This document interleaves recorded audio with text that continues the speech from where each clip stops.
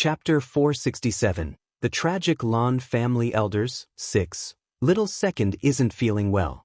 I've already reported to the patriarch to get someone to treat him, First Elder said.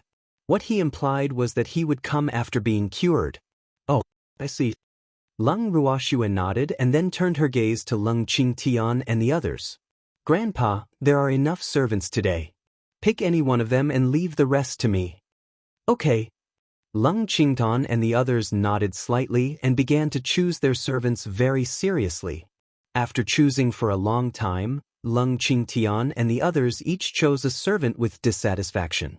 This time, there were a total of 13 Leng family elders including the first elder and the third elder, so there were 5 left after Leng Qingtian and the others chose. These 5 naturally belonged to Leng Ruoxue and the freak. Lass, what should we do with the 5 of them? The 2 of you can't use so many, right? Old man Zhao couldn't help asking. The meaning behind his words was obvious. He wanted another one. Didn't I give the third elder to you? Leng Ruoxue said with a light smile. That's right. How did I forget little Hong?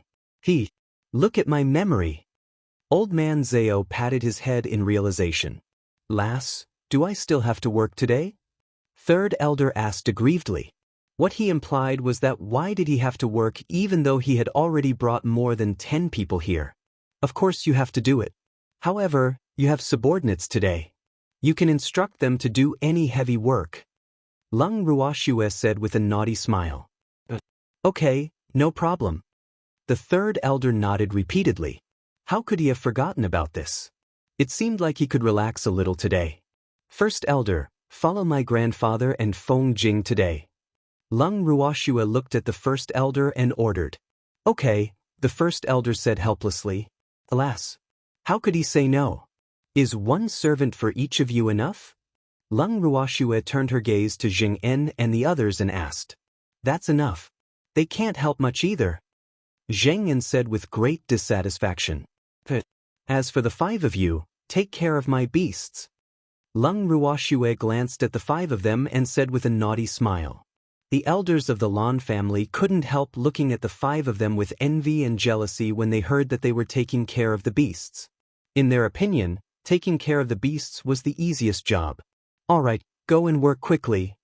Leng Ruoxue summoned a few beasts and said to the cute little beasts, these 5 are your servants. You can order them whatever you want. Okay. The beasts smiled mischievously and said happily. I'm going to catch up on some sleep. Leng Ruoxue left the living room with the freak after speaking. Let's go. Old man Zhao said to his 2 servants.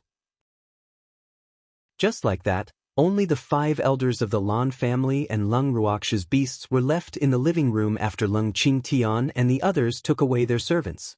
After seeing that everyone had left, the 5 elders each found a chair to sit down on, crossed their legs, drank tea like masters, and even called the shopkeeper to give them some food. As for Leng Ruoxue's cute little beasts, they automatically ignored them. Darling, looks like they don't care about us at all. What should we do now? Dazzle asked softly. Let me think about it. Darling sat on the table, crossed its calves, and propped its chin in one hand as it pondered. If they were to fight, they really did not have the confidence to defeat these old men. However, these old men were not their match in scheming. Rise, go find Master and ask her to let those violent birds out, Darling called Rise over and ordered softly. Okay, Rise replied. It turned to leave but was stopped. You're not allowed to go, Icy said lazily with its eyes closed. Ah. Darling was stunned and puzzled. Do whatever you want. What are you afraid of with me around? Icy said softly as it raised its eyelids. All right then. Darling said helplessly. At the same time, it was thinking, you should have said so earlier. If you said so earlier, why would it want to look for that violent bird? Should I still look for Master then? Rise asked foolishly. Of course not. Come, do as I say. Darling called a few beasts and whispered. Hee, Darling, those 5 old men are really too annoying. We have to teach them a lesson, Dazzle said excitedly. Yes, they actually dared to look down on us. Darling said furiously. After making the arrangements, the beasts began to move according to their respective tasks. Fatty, Come here and massage my shoulders. Darling ordered from above as it sat on the table. Fatty? Are you calling me? You, a little beast pet, actually dare to order me around. You're really tired of living. The fattest elder among the 5 said. What's wrong with ordering you? You're our servant now. Darling said disdainfully. It had always looked down on people who couldn't recognize it. Servant? This is too ridiculous. Can you afford to use us? We are the elders of the Leng family. The fatty said with a face full of arrogance. You are an elder in the Leng family, but you are servants in front of us. Cut the crap and come work for me quickly. Otherwise, we'll serve you with the family law. Darling threatened. Oh, elders, these hairy beasts are actually threatening us. Tell me, what should we do? The chubby elder said to the other 4 provocatively. Of course we have to teach these hairy beasts a lesson and let them know how powerful we are. Our Leng family isn't to be trifled with, an elder said with a face full of disdain. All right, let's teach these little beasts a lesson then, the chubby elder said resolutely. We are your masters, but you call us little beasts. You are obviously being disrespectful to your masters. You must be punished. Darling pretended to be angry. Actually, its main goal was to make them angry. This way, it would be justifiable to defame them. Chapter 468. Preparation for Special Training 1. Little bastard, let's see who will punish who. With that, the chubby elder pounced in the direction of Darling. However, Darling was small and exquisite, and its body was very agile. How could it be caught easily by him? As for him, because he was too fat and his movements were slow, Darling easily left marks on its body, and the other beasts watching the commotion scratched him from time to time. What are you waiting for? Hurry up and help. The chubby elder roared furiously. He was so angry. These damn beasts actually launched a sneak attack. It was really infuriating. Oh, coming. The other 4 people swarmed forward, wanting to help the fat elder catch Darling. However, the 5 of them collided and collapsed collectively on the ground instead. Pull the net. Darling quickly reminded when it saw the opportunity. It had thought of several plans with the goal of catching these damn old men. Okay. The beasts each took a corner and got a huge fish net from somewhere. They then netted the 5 elders who were lying together like fishes. The beasts exerted strength together and trapped the 5 elders in the fish net, hanging them on the roof beam. After they were done, the beasts imitated the 5 of them. They crossed their legs, drank tea, and ate snacks while criticizing the 5 of them. Darling, that fattest one stinks. I don't know how long it's been since he showered. He stinks. Dazzle complained while covering its little nose. Yes, these people stink. Charm, wash them up. Darling said to Charm, which was not far away. Okay, Charm replied and then sealed the 5 people in the fish net in ice. Will they freeze to death? Then there won't be any fun. Rise said worriedly. Don't worry, I know my limits, Charm said, a naughty smile flashing in its beautiful purple eyes. Alas, I thought I could have someone to serve me, but these 5 servants are really too disobedient. Rise said with some regret, its face full of disappointment. Don't worry. They need training. We'll use them after training them. Darling comforted. Alas, that's the only way, Rise said helplessly. The few beasts felt a little sleepy after eating and chatting for a while, so they slept next to Icy. As for the 5 people on the roof beam, they were unfortunately forgotten by them. It was already night time when they woke up. You're awake. Leng Qingtong looked at the sleepy beasts on the recliner with a doting face. Master's grandfather, why are you here? Darling asked a little foolishly, its silver eyes noticing that there were many people in the living room. Darling, did you sleep too much? It's already nighttime, Leng Qingtian reminded helplessly. It's already nighttime. Darling scratched its fluffy little head shyly and said in surprise. By the way, where are the 5 servants serving you? Leng Qingtian asked curiously. They had only seen these little beasts sleeping alone in the living room after coming back for so long. However, the servants who were supposed to be serving them were gone. They couldn't help but feel a little angry. How dare they find chances to laze around? Servants? On top? Darling pointed to the top of the living room with its little paw. Darling, what happened to them? Leng Qingtian looked in the direction Darling was pointing. He wouldn't have known if he hadn't seen them, but he was shocked when he saw them. The 5 of them were actually hung on the roof beam and frozen into ice. It was really too tragic. They called us hairy beasts, so we punished them, Darling said calmly as if it was talking about something trivial. These people can still move. How magical! Old Man Zhao exclaimed after looking at them for a while. Hee, of course they can, Charm said proudly. Charm. Well done, Old Man Zhao praised. Hee. Charm smiled proudly. By the way, where's Shuer? Leng Qingtian asked. Grandpa, I'm here. Leng Ruoxue's voice sounded from behind everyone. Hee, she came after intense calculation. Ruoxue, I want to complain. First Elder Feng was the first to speak with a displeased face. What's the matter? Leng Ruoxue asked in puzzlement, her face full of puzzlement.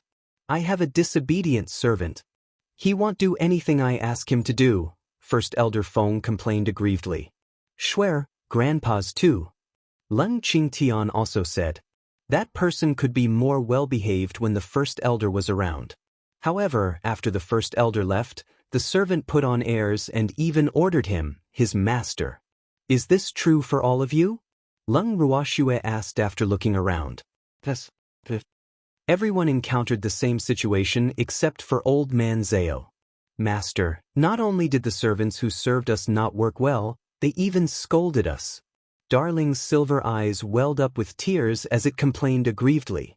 Darling, be good, don't cry. From tomorrow onwards, Master will teach them personally. I promise to teach them to be obedient. Leng Ruoxue promised. Yes. Darling nodded happily and rubbed Leng Ruoxue's body coquettishly.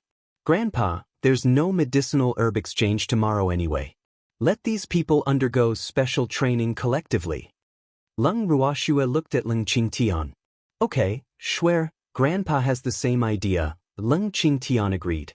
First Elder, Third Elder, in view of their performance today, Leng Ruoxue deliberately said half a sentence. What do you want? First Elder asked fearfully. What he was most afraid of now was that Leng Ruoxue would think of ways to earn money from him again. Their performance at work is not good, so not only would your pay be deducted, you also have to be fined. Leng Ruoxue said with a friendly smile. Chapter 469. Preparation for Special Training 2. Fine? How much? Will you fine only them?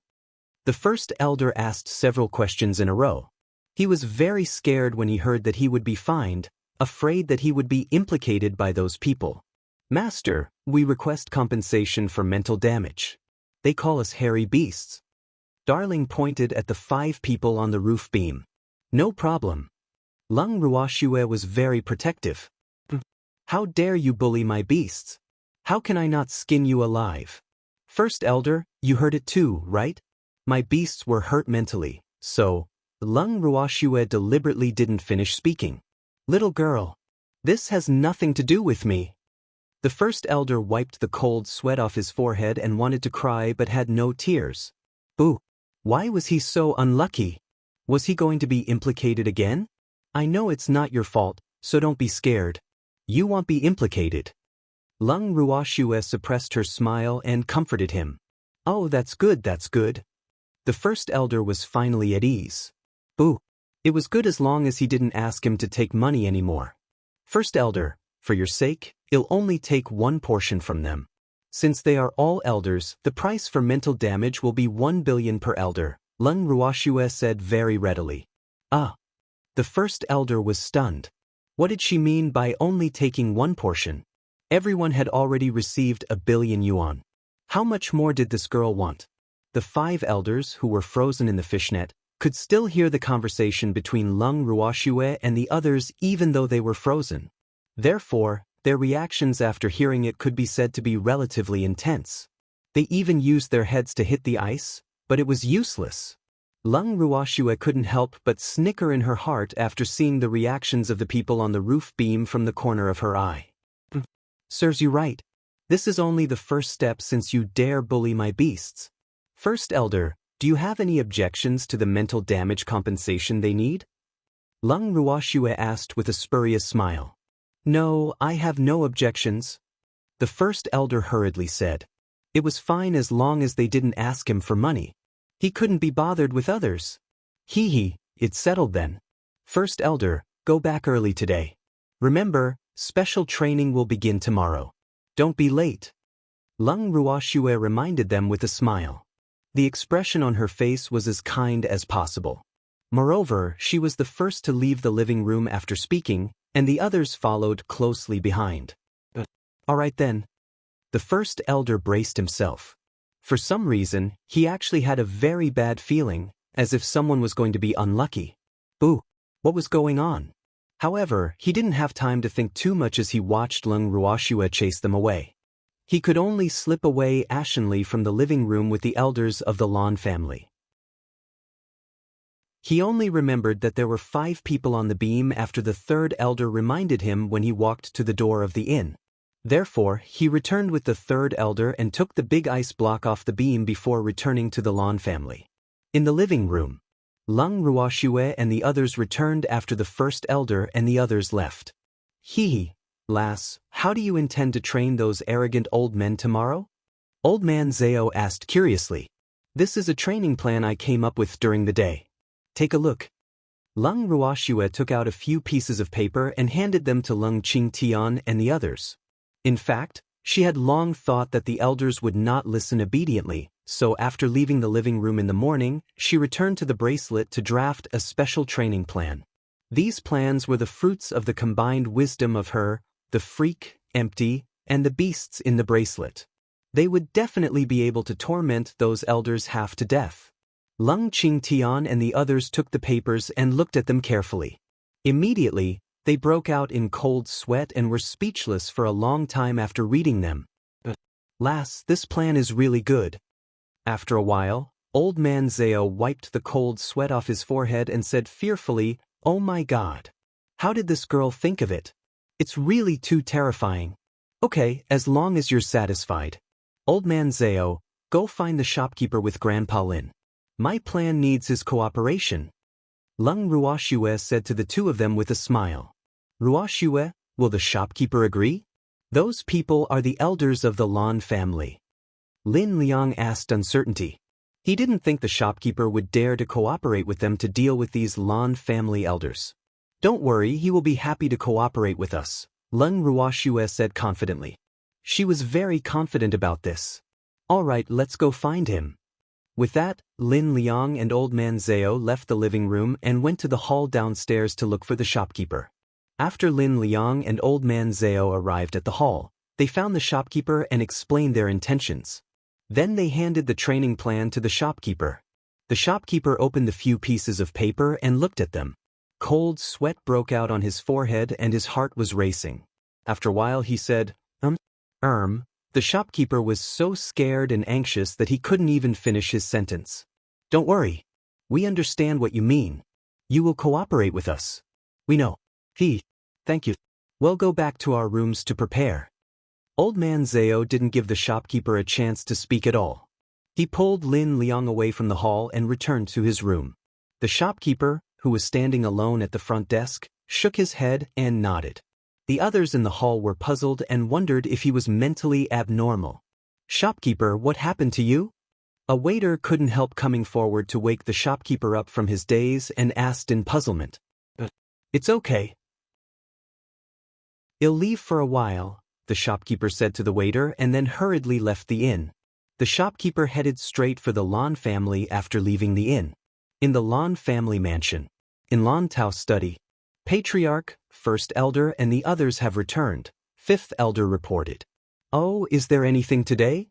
Lan Tao, who was sitting behind the desk, looked up and asked casually. 5 elders offended Leng Ruoxue's beasts and were asked by Leng Ruoxue to compensate each person with a mental damage compensation of 1 billion purple coins. The 5th elder gloated. He was really too happy to see those people bleeding profusely. Chapter 470. Preparation for Special Training, 3. Oh, alas. Why does this girl earn more money than me? I'm really impressed by her. Lan Tao said helplessly. Leng Ruoxue was really too similar to him in certain aspects. Patriarch, the 5th young miss and the guards of our Lan family are still in Leng Ruoxue's hands? Where should we pay for this? The 5th elder asked carefully. He knew that the patriarch was currently in pain over this matter. However, he could not remind the patriarch. After all, the patriarch had already agreed. Didn't the elders of our Lan family go to work for her? Let's use them to repay the debt. Lan Tao said matter-of-factly. The 5th elder was a little speechless. So the patriarch didn't intend to fork out this sum of money at all. No wonder the time limit that the fire phoenix gave the patriarch was already up, but the patriarch didn't seem to be anxious. Patriarch, the wages of those elders are too low. I'm afraid they won't be able to repay Leng Ruoxue's debts even if they work for her for a lifetime. Moreover, Leng Ruoxue doesn't provide food, so, the 5th elder reminded, but he was interrupted by Lan Tao before he could finish speaking. They can come back to the Lan family to eat. Lan Tao said nonchalantly. That's true. 2 drops of cold sweat dripped down the 5th elder's forehead as he echoed. Patriarch, the inn's manager requests an audience. At this moment, a guard's voice sounded from outside the study. Let him in. Lan Tao said, but he was muttering in his heart. Why was he here so late? Greetings, Patriarch and 5th elder. The shopkeeper bowed respectfully after entering the study and then stood in front of Lan Tao anxiously. Just say it. Lan Tao said. Yes, Patriarch. I find it really difficult to speak about this. The shopkeeper was in a difficult position. Ooh, would the patriarch blame him after he said it? Say it if you have something to say. Spit it out if you have it. Stop wasting time. The patriarch roared a little roughly. Yes, Patriarch. Take a look at this and you will understand. The shopkeeper directly placed the few pieces of paper he had been holding in front of Lan Tao. What is this? Lan Tao opened the pieces of paper doubtfully. His expression became more serious the more he read. The shopkeeper and the 5th elder carefully observed Lan Tao's expression from the side. They saw that his face alternated between green, white, and black. It was almost a color palette. After a long while, Lan Tao read through all the plans and was silent for a while. Finally he said, "This plan is not bad. Let's do as it says." Huh. The shopkeeper thought he heard it wrong and couldn't help looking at Lan Tao in puzzlement. I said do as it says. From tomorrow onwards, give the waiters in your shop a break. Let the elders do all the work in the shop, including cleaning the toilet. Lan Tao said loudly. Patriarch, what can those elders do? The shopkeeper said fearfully. Alas, aren't they causing trouble for me? It's precisely because they don't know how to do it that they have to learn it. If they can do anything, why train them? Lan Tao asked in displeasure. But what if they don't do well? The shopkeeper was a little worried. Those people were all elders. He, a mere shopkeeper, didn't dare to care. Tell them what I said. If they don't do well, don't give them food. If they break anything, they have to pay double the compensation, Lan Tao said with a naughty smile. Okay then, the shopkeeper replied. Since the patriarch said so, what was there to be afraid of? The patriarch would naturally support him if anything happened. Therefore, he was more confident. 5th elder, send the 2nd elder to Leng Ruoxue tomorrow, Lan Tao said after some thought. Patriarch, isn't the 2nd elder sick? The 5th elder said helplessly. The 2nd elder had been pretending to be sick for a day. He was still complaining about the pain just now. Sick? You have to send him to me even if he's about to die. Lan Tao said nonchalantly. Yes, Patriarch. The 5th elder was so happy. Let him pretend to be sick. He had nothing to say now, right?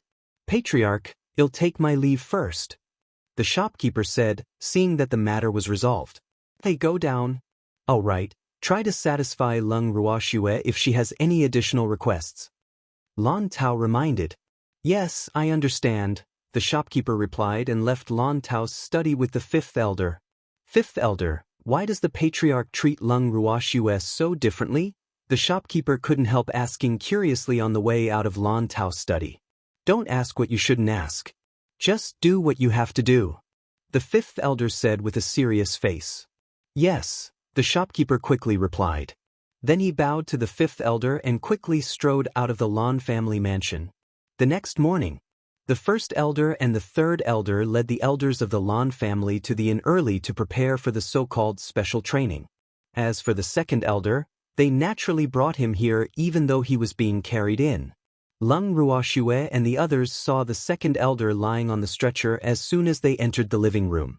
Yo, little second is here today. Old man Zhao looked at the bald second elder and teased. Umph. The second elder snorted and turned his head to the side, ignoring old man Zhao. Little second, it's not good for you to keep people at a distance. Alas. I originally thought that you were a patient and wanted to arrange a more relaxed job for you. However, forget it since you don't appreciate it. I'm too lazy to be sentimental. Old man Zhao sighed with a sad expression on his face. Boo. His good intentions were actually being treated as ill intent.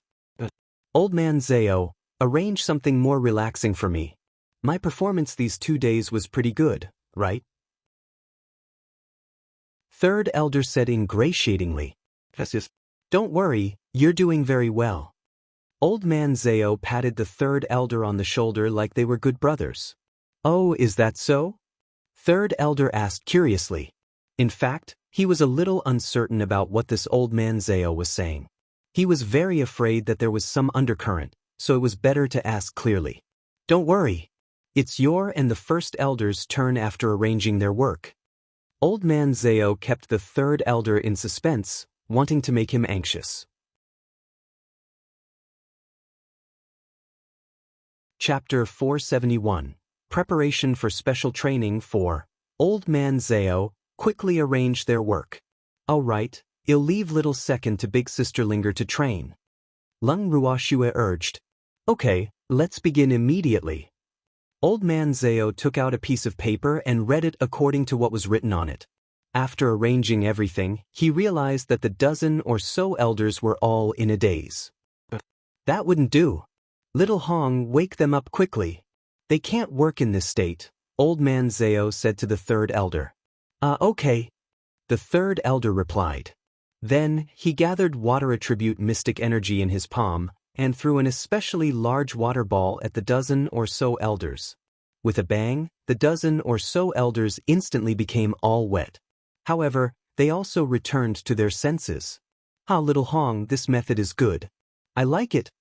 Old man Zhao laughed and praised. What right do you have to make us do the work of these servants? The fat elder who was frozen into ice yesterday was the first to launch an attack. He still didn't seem to understand the situation in front of him clearly despite what happened yesterday. You're my family's servants now, right, first elder? Old man Zhao couldn't be bothered with him and asked the one who made the call. Yes, that's right. The patriarch also agreed. The first elder nodded very seriously. But, we are elders of the Lan family, the chubby elder roared indignantly. He couldn't understand why he, a mighty elder of the Lan family, had to be subservient to others. I'm still the first elder. I'm also their servant. What's there to fuss about? The first elder said with some displeasure. What was an elder? Which of these people's status was higher than his? He didn't even say anything. What right did these people have to shout here? The chubby elder was speechless and didn't dare to say anything else. Boo. The first elder didn't even complain. How could it be his turn? As expected of the Lan family's first elder. I'm relieved to leave these elders to you. Old man Zhao praised with a chuckle. Don't worry. I'll supervise them properly. 2 drops of cold sweat dripped down the first elder's forehead, and he secretly sighed in relief. Fortunately, he did not have to undergo special training with these elders. He just had to supervise them. Yes, listen carefully. In order to train you, all the waiters in the inn are on holiday, so their work will be completed by you. Therefore, you have to be on full alert. We won't be the ones to take action if you delay the Lon family's business. Old Man Zao reminded. Don't worry, I will watch over them, the first elder promised. Hurry up and bring them to their jobs. Old Man Zao urged impatiently. First elder and third elder nodded, and then they left the living room with the dozen or so elders. Those elders really began their miserable lives. Little second, it's only you now. Leng Ruoxue looked at the second elder on the single rack with a naughty smile, the gloating in her tone obvious. However, the second elder did not react at all. Little second. Leng Ruoxue called out again. The second elder still didn't react. I'm calling you. Are you deaf? Old Man Zao kicked the second elder fiercely and roared angrily. How dare you treat me like this? Do you know who I am? I'm the second elder of the Lon family. The second elder roared in anger after reacting. He was really being bullied by a dog. The mighty second elder of the Lon family, who was also a mystic emperor, was actually being bullied by a mystic. Boo! Was there any justice in this world? Little second, please take a good look at the situation in front of you. You're only a servant of our family in front of us, not some second elder. If you want to be the second elder, do that when you return to your Lon family. Old Man Zao reminded him rudely. How dare you treat the elders of the Lon family like this? Our patriarch won't let you go. The second elder brought up the patriarch, wanting to threaten Leng Ruoxue and the others. Is that so? What if I tell you that your patriarch used you to repay the debt? Oh right, I forgot to tell you that your patriarch sent someone to inform me last night that the Lon family is currently tight on money, so they're using you, the elders who only eat and don't work, to repay the debt. Old Man Zao told the second elder this terrifying truth with a smile. In fact, Lon Tao sent his trusted subordinates to inform them that he wanted to use these elders to repay the debt last night after knowing their plan. At that time, they immediately understood that Lon Tao did not intend to bleed anymore. These elders seemed even more useless than the purple coins. This is impossible. The patriarch won't do that. This concerns the Lon family's honor.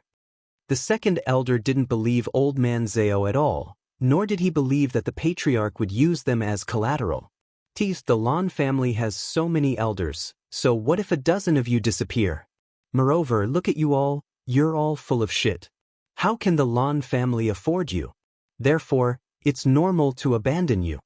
Old Man Zao said with a face full of realization. No, I don't believe you. The second elder roared at the top of his lungs, his face red with anger. This is a letter personally written by your patriarch. Take a look if you don't believe me. Old Man Zao took out a letter from his ring and handed it to the waiter who refused to believe the truth. How did this happen? Second elder hurriedly opened the letter, and couldn't help being a little dumbfounded after reading it. Boo! This was indeed the patriarch's handwriting. But how could this be? Why would the patriarch abandon them? Alas! My condolences. Old Man Zao said sympathetically, but his face was full of schadenfreude. Boo-hoo! The second elder couldn't take this blow and wailed. This isn't the end. Old Man Zao frowned and said impatiently. He really couldn't tell. This little second was quite good at crying. Old Man Zao, since little second is my servant, hand him to me. I have a way to make him unable to cry. Feng Linger flew in front of Old Man Zao and said proudly.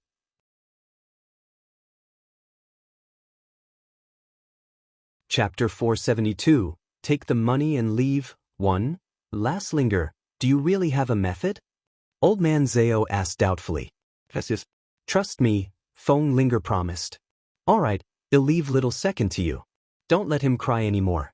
It's so unsightly. Old Man Zao couldn't take it anymore. Then he retreated to the side tactfully and allowed Feng Linger to start tormenting him. Little second, I order you not to cry anymore. Otherwise, you will regret it. Feng Linger said loudly, her words full of threat. What do you want? I'm warning you, don't do anything rash. I'll resist. The second elder's eyes welled up with tears as he covered his chest with his arms, his face full of fear. Little second, look at your appearance. I'm not interested in you. Feng Linger's forehead was full of black lines as she said speechlessly. Now, she really wondered how the brains of these people from the Lan family grew. Why were their thoughts so different? Then what do you want? The second elder asked cautiously. I just want you to do what servants should do. Feng Linger smiled gently. Who's your servant? The second elder roared in response. He didn't want to be a servant to a bird. What? Do you want to disobey the orders of your patriarch? Feng Linger glared at him with her small bird eyes and questioned fiercely. No, I'm a patient now, second elder whispered. What he implied was that he couldn't do what a servant should do now. Boo! He didn't dare to disobey the orders of the patriarch, but it was impossible to make him willingly become a servant. Patient? It's okay. I know how to treat illnesses. I'll treat you. Feng Linger spat out a ball of flames and pounced at the second elder on the stand after speaking. You damn bird! Do you want to burn me to death? The second elder jumped up, quickly turned over, and escaped to the side, avoiding the fireball with extremely high temperature. After standing slightly, he kept breathing heavily, his heart was still racing, and cold sweat was flowing down his body. Boo! Such a hot fire, if he reacted slower, he would be a roasted pig. Little second, you've recovered. My medical skills are really brilliant. Feng Linger flapped her little wings happily. I'm not completely healed yet. Second elder denied resolutely that he had recovered. He swore to continue pretending to be sick until the end. Is that so? Then I'll cure you. With that, he prepared to breathe fire for the second time. No need. I'm fine, second elder said hurriedly, his face pale from fright. Are you sure? Don't force yourself. My flames don't cost anything. Feng Linger was skeptical and asked uncertainly. Alright, I'm well now. I promise I'm really lively. The second elder was afraid that this bird wouldn't believe him, so he specially bounced a few times to prove his health. Oh, then I'm relieved. Let's begin work since you've recovered. Feng Linger said as if she was being skinned alive. Work? What work? Second elder couldn't help asking. He didn't know what work this little bird planned to let him do, but presumably, a bird didn't have much work for him to do. Thinking of this, he was slightly relieved. Help me wash my claws first, and then give me a foot massage. Feng Linger stretched her little paw in front of the second elder and ordered. A foot massage? The second elder was a little dumbfounded. It was just a bird, why did it need a foot massage? He couldn't help wondering if this bird's mental state was abnormal. What? Is there a problem? Feng Linger glared and was about to spit fire again. No problem. But you're a bird. You don't need a foot massage, right? Why don't I help you smooth your feathers or something? The second elder bargained. No, smoothing my feathers is exclusive for my partner. You are not qualified, Feng Linger said disdainfully. Then arrange some other work for me. Second elder said with a long face. No, this is your only job now. If you can't do it well, then you can do it for life, Feng Linger said without hesitation. All right then. Second elder wanted to cry but had no tears. Boo! Why was he so unlucky? He actually fell into this little red bird's claws. Then why are you still dawdling?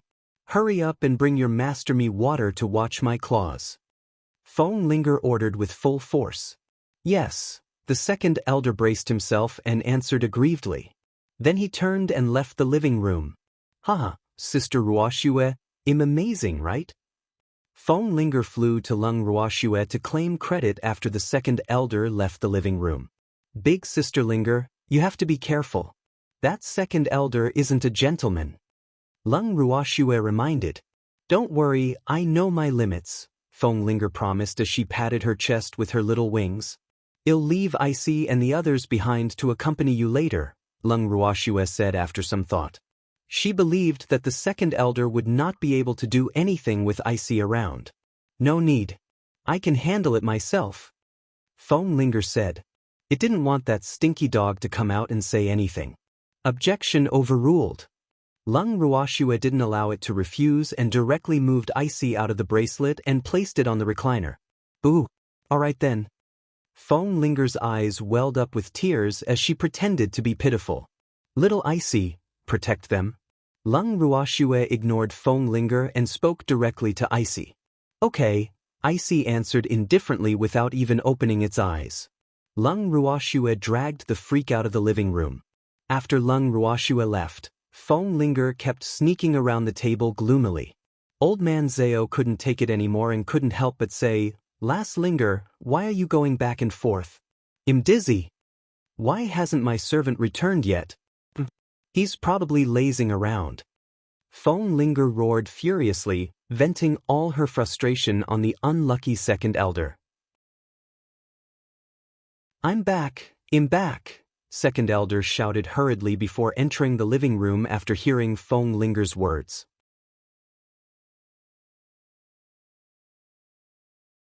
Chapter 473, Take the money and leave, 2. Little second, where did you go? You actually went for so long. Feng Linger questioned with great dissatisfaction. I went to get water. The second elder wiped the cold sweat off his forehead. He was already very fast. This bird was actually still not satisfied. Boo! It takes so long to get water. Did you go to the well? Feng Linger said mockingly. No. It's 15th elder's water that was boiling too slowly. He couldn't light the fire in the kitchen for a long time. The second elder explained as he wiped the cold sweat off his forehead. The people in the kitchen waiting to draw water were almost lining up outside the inn. Why is that old man so useless? Doesn't he know how to use fire attribute mystic energy? Feng Linger seriously doubted the intelligence of these Lan family elders. None of us elders are of the fire attribute. Moreover, the shopkeeper doesn't allow us to use mystic power. Second elder explained sadly. Boo!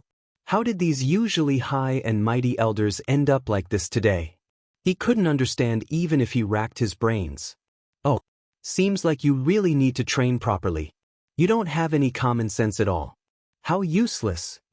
Feng Linger said with contempt. Little second, quickly help your master wash her claws. I'll go to the kitchen to watch the commotion. Old man Zhao ordered before pulling Lin Liang along to watch the commotion. Miss Feng, please extend your claws. The second elder came to Feng Linger with the basin in his hands sadly. Wash properly and cleanly. Feng Linger sat down on the table and stretched out her 2 little claws in front of the second elder as she ordered. Okay. The second elder carefully held Feng Linger's claws, which were thinner than his fingers, and carefully washed them. Boo! In fact, he was very afraid of this violent bird, so he was especially careful when he washed it because he was afraid that Feng Linger would set him on fire again if she was displeased. Wash here and here.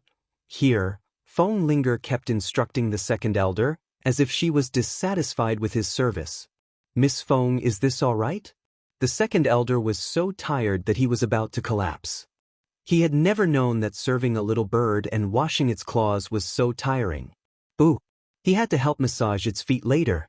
At the thought of this, he even wanted to bang his head against the wall. Just barely. Feng Linger said with dissatisfaction. What should we do next? The second elder asked helplessly. A foot massage. Don't tell me you forgot it so quickly. What a lousy memory. Feng Linger mocked with dissatisfaction. But I don't know how. The second elder deliberately acted as if he was in a difficult situation, hoping to escape this calamity. You don't know how? Then I'll teach you. Feng Linger smiled evilly and spat out a ball of flame. She threw it up and down with a small wing as if it was her toy. She did not throw this ball of flame at the second elder, but it created a huge burden and fear in his heart. The second elder stammered, scared speechless. Boo! This violent bird was really too evil. It knew that he was afraid of fire, but it still scared him like this. How is it? Little second, do you know how to do it now? Feng Linger said with a spurious smile. The expression on her face seemed to be saying, do you still need me to teach you? Yes. The second elder said fearfully. Boo! This bird was obviously not as strong as him, but why was he so afraid of it? He really couldn't understand no matter how hard he thought. Then let's begin. Feng Linger said indifferently as she played with the small flame. All right. The second elder suppressed his fear and held Feng Linger's little claws in his trembling hand. He massaged it while staring at the ball of flames, afraid that the ball of fire would run to him if Feng Linger missed. Little second, you're not concentrating. Feng Linger narrowed her eyes with some dissatisfaction. Concentrating. I'm very focused. The second elder hurriedly said. Boo! How could he be blamed? Who could be so focused if they were threatened like this? Little second, I'll say it one last time. If you continue to be so absent-minded, I'll turn you into a grilled pig. Feng Linger threatened bluntly. I'm very focused. The second elder was so scared that cold sweat was flowing down his face, and he hurriedly promised. Moreover, he didn't even dare to raise his head after being threatened by Feng Linger. Now, his eyes were now solely on that pair of extremely small claws. Oh, gently. Do you want to break my claws? Feng Linger frowned with some displeasure. I'm sorry. I didn't do it on purpose, second elder said aggrievedly. He didn't use much strength at all. Boo! The second elder was massaging the soles of a little bird very sadly. The others were not doing much better either. They were also tormented badly. In the kitchen, Old Man Zhao gloated as he looked at the disheveled 15th elder and laughed happily, agitating him non-stop. 15. Why are you so useless? You can even burn down half the kitchen by starting a fire. Alas. You have to pay a lot of money now, right? Ahem ahem. The 15th elder was already choked by the smoke and couldn't speak. He could only cough to express his dissatisfaction. 15. You have to move faster. There are so many people outside waiting to use water. Moreover, it's going to be lunch later. You can't move at this speed. Old Man Zhao said worriedly. There were more than a dozen stoves in the kitchen of the inn, but only 2 of them really lit the fire. Half of the remaining dozen were burned by the 15th elder. As for the other half, they were also wet when they put out the fire just now, so they probably couldn't light the fire anymore. Ahem. The 15th elder kept coughing, anxious and angry, but he couldn't say anything. Little Hong, why don't you call another elder over? 15th can't handle it. Old Man Zhao turned to the 3rd elder beside him. I'll try. The 3rd elder frowned and said with some difficulty. All the waiters in the inn were on leave today, and these elders were too slow, so work was impossible to handle. Alas. He really didn't expect the elders of the Lan family to be so useless. It seemed like there was no need to count on the inn's business for the next few days.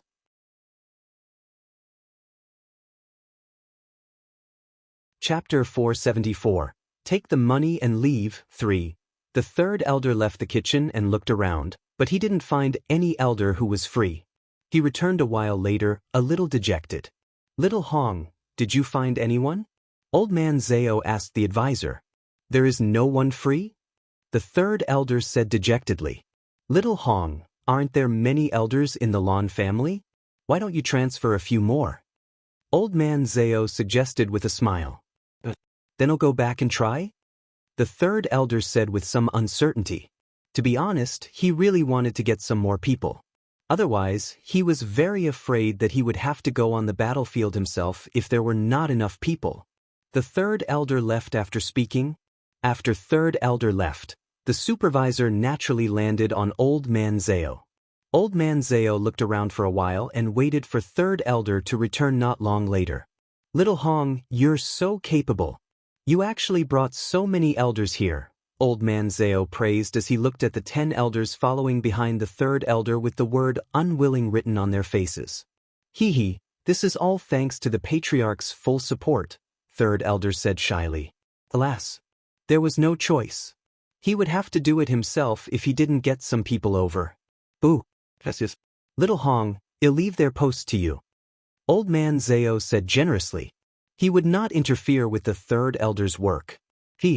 I've already arranged it, 3rd elder said. Not too shabby. Hurry up and get them on duty then. Old Man Zao urged. The two of you stay here to help the 15th elder. The others follow me. Third elder left the kitchen with the other elders after instructing. When night came, the elders who had worked for the entire day, gathered in the living room, were all so tired that they lay on the ground, not wanting to move at all. Hey, get up. Look at yourselves now. You're the elders of the Lan family's old group. Old Man Zao roared furiously. However, no one bothered with him. Little second, you didn't do any heavy work. Why you like them? Old Man Zao's gaze turned to the second elder, only to see him lying on the ground like a dead dog with his arms in the same position.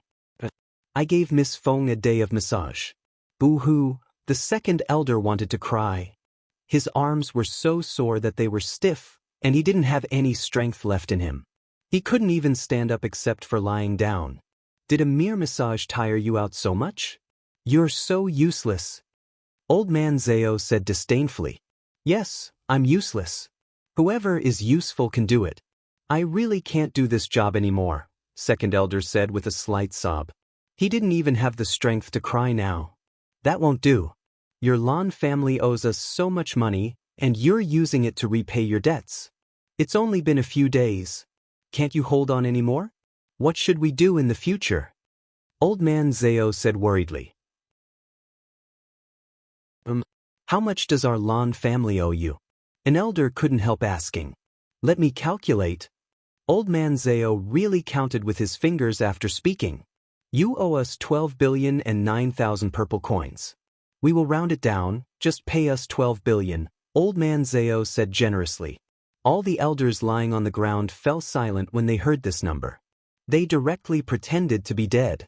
Boo! It was so much. No wonder the patriarch couldn't bear to part with them. You won't be able to repay so much money in your next life. However, it's okay. You can pass this debt down to your descendants to complete it. Hee, this is a good idea. Old Man Zao said happily, almost dancing with joy. The elders' eyes rolled back when they heard this, and they fainted directly from foaming at the mouth. Moreover, they were definitely really going to faint this time. The mental quality of the elders of the Lan family is really too poor. Old Man Zao turned to look at the first elder and third elder and complained aggrievedly. He didn't say anything either. Why did these people faint? Their tolerance is indeed too poor, third elder said gloatingly. Anyway, it was fine as long as the person paying was not him. Little Hong.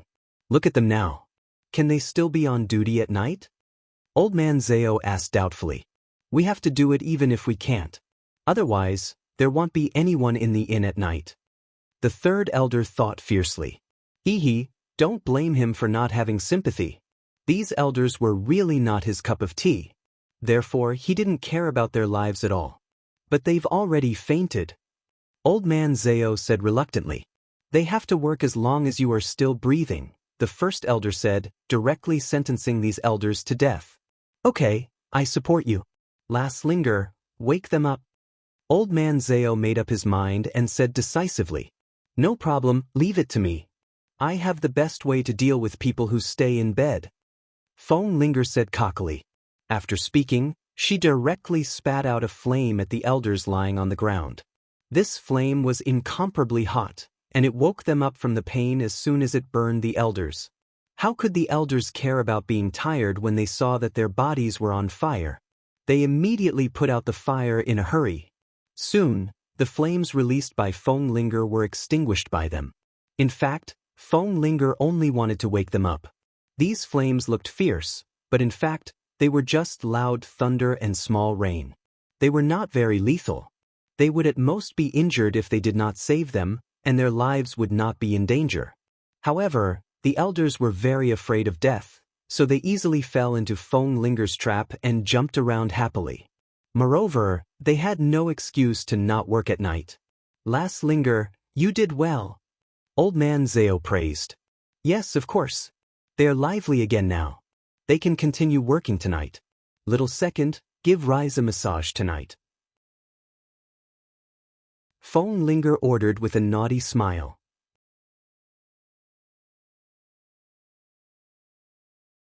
Chapter 475.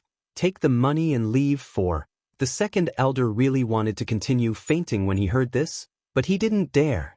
He was really afraid of death for this bird. Moreover, he believed that if he really fainted, this bird would definitely burn him to ashes without hesitation. Boo!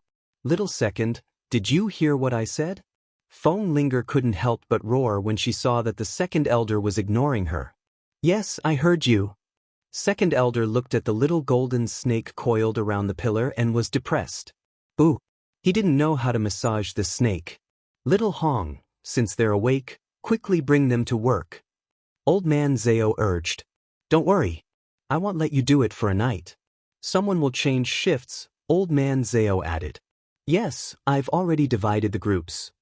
The third elder left the living room with the first group after speaking. All right, the remaining elders, you can continue lying down and have a good rest. It's your turn to be on duty in a few hours. Old man Zhao said to the elders present after the third elder led the group away. The moment Old man Zhao finished speaking, the elders left in the living room all lay on the ground in unison. Boo! They were really tired. We're going to rest too. First elder, don't forget to change shifts with little Hong in the latter half of the night. Old man Zhao reminded him before pulling Lin Liang out of the living room. I want to accompany my beloved too. Hee, come find me if little second isn't well behaved. Feng Linger said to all the beasts in the living room. I'm here. There is no need for you. Icy said indifferently as it rolled its eyes. You lazy dog. I'll be too late by the time you do anything. Feng Linger said disdainfully. She then flew out of the living room with her head held high. Feng Linger came to Leng Ruoxue's room after leaving the living room and called out softly, Sister Ruoxue, I'm back. Feng Linger was already in the bracelet with a flash of light. Hee, Sister Ruoxue, I did well, didn't I? Little second was almost out of breath from my torment. Feng Linger flew in front of Leng Ruoxue and claimed credit. It's not enough. Aren't they still persisting? Leng Ruoxue said with dissatisfaction. Alas. It seemed like she had really underestimated the spirit of these elders who wanted money but not life. She really didn't understand why these elders of the Lan family were all so stingy. She also didn't know if she and the patriarch of the Lan family could squeeze money out of them. Then what should we do? Feng Linger asked helplessly. Swear, looks like we have to give them some heavy medicine. Leng Qingtian said. Grandpa, what heavy medicine? Leng Ruoxue was puzzled. Cleaning the toilet, Leng Qingtian said with a smirk. Grandpa, they cleaned the toilet today, Leng Ruoxue said. It's only been a day, how can I see the effects? I don't believe they can continue cleaning for a month. Leng Qingtian said evilly. He didn't believe that those elders who lived extravagantly could really bear this pain. Okay, but they can't just clean the toilets. They might as well clean the entire inn. Leng Ruoxue said after some thought. They would do a major cleaning tomorrow and clean for a month. She didn't believe that these esteemed elders could take it. Why don't we do this? Starting tomorrow, the inn will stop operations and collectively clean up. They will officially open for business after they have cleaned up. However, they will be responsible for the loss of the inn during this period, the old man said, wanting the world to be in chaos. You are too evil.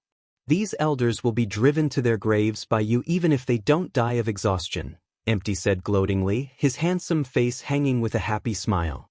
He knew that he would never be lonely with Leng Ruoxue and the others. It's okay. If we anger an elder to death, there will still be thousands and thousands of elders rushing forward. Leng Ruoxue didn't pity them at all. Alas. They were unlucky. Lass, I'll carry out this plan tomorrow. Old man Zhao, who entered the bracelet before Feng Linger, said excitedly. Okay, Grandpa. Be the inspectors tomorrow. Leng Ruoxue smiled evilly at everyone. No problem, everyone quickly replied with smiles on their faces as if they were watching a good show. After discussing, Leng Ruoxue and the others returned to their rooms to rest. 3 days later. Finally, there was the first elder who surrendered. In the living room. I can't take it anymore. I'm willing to pay the debt. Don't let me wipe the ground anymore, okay? An elder lay on the ground crying. Boo! He nearly died of exhaustion. Ninth elder, get up quickly. You are one of the most senior elders in our elder consortium. How can you be so gutless? Stand up like a man. First elder scolded loudly. First elder, I really can't take it anymore. I'll pay for it, okay? I want to redeem myself. Ninth elder said while crying. So sad. Those who didn't know would think that someone had died in his family. Miss Leng, is this okay? First elder suppressed his smile and pretended to ask. Sure. 1 billion purple coins. Leng Ruoxue said with a chuckle from her chair. What? Another 1 billion? Do you want to rob us? Didn't our Lan family only owe you 12 billion in total? Why do I have to pay 1 billion alone? The ninth elder roared at the top of his lungs in pain. There were more than 20 of them in total. Why did he have to take so much alone? Boo! Don't bully me like this. That's the price. Continue to stay here for special training if you can't bear to part with it. I'm very open-minded. I won't force you, Leng Ruoxue said calmly with a light smile. I'll give it to you. I'll pay you 1 billion. I don't want to stay here anymore. The ninth elder said through gritted teeth. His flesh was starting to bleed from the pain. Ninth elder, you are very wise. Leng Ruoxue praised. Then she turned to the other elders in the living room and said, if any of you want to redeem yourselves, it will be the same at 1 billion purple coins.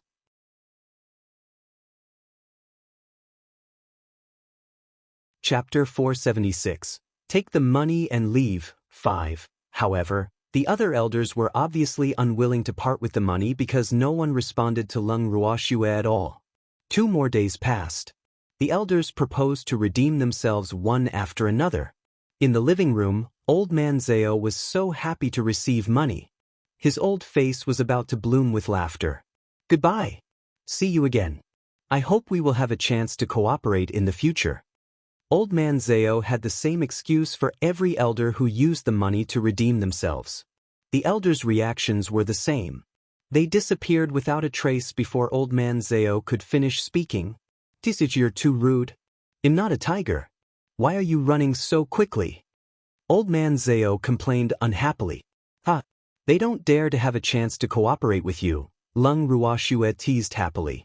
The reactions of these elders were really too funny. She reckoned that these fellows would have to take a detour if they saw them in the future. Those are just pleasantries. I don't want to cooperate with them either. They're really useless. Old Man Zhao despised the elders. Yes, how many are left? Leng Ruoxue asked curiously. There are 7 more holding on. More than half of them paid and left, Old Man Zhao said. Oh, looks like the work arranged for them is still too light. Give the jobs that the elders left to these 7 people. Leng Ruoxue said after some thought. Okay.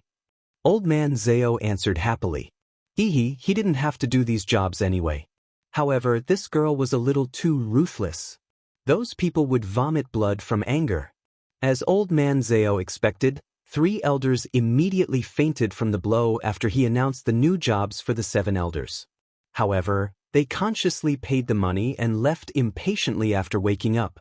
The other 4 elders finally gave in after another day. They paid money to redeem themselves and immediately disappeared. In the living room. Alas, we've really had a great harvest.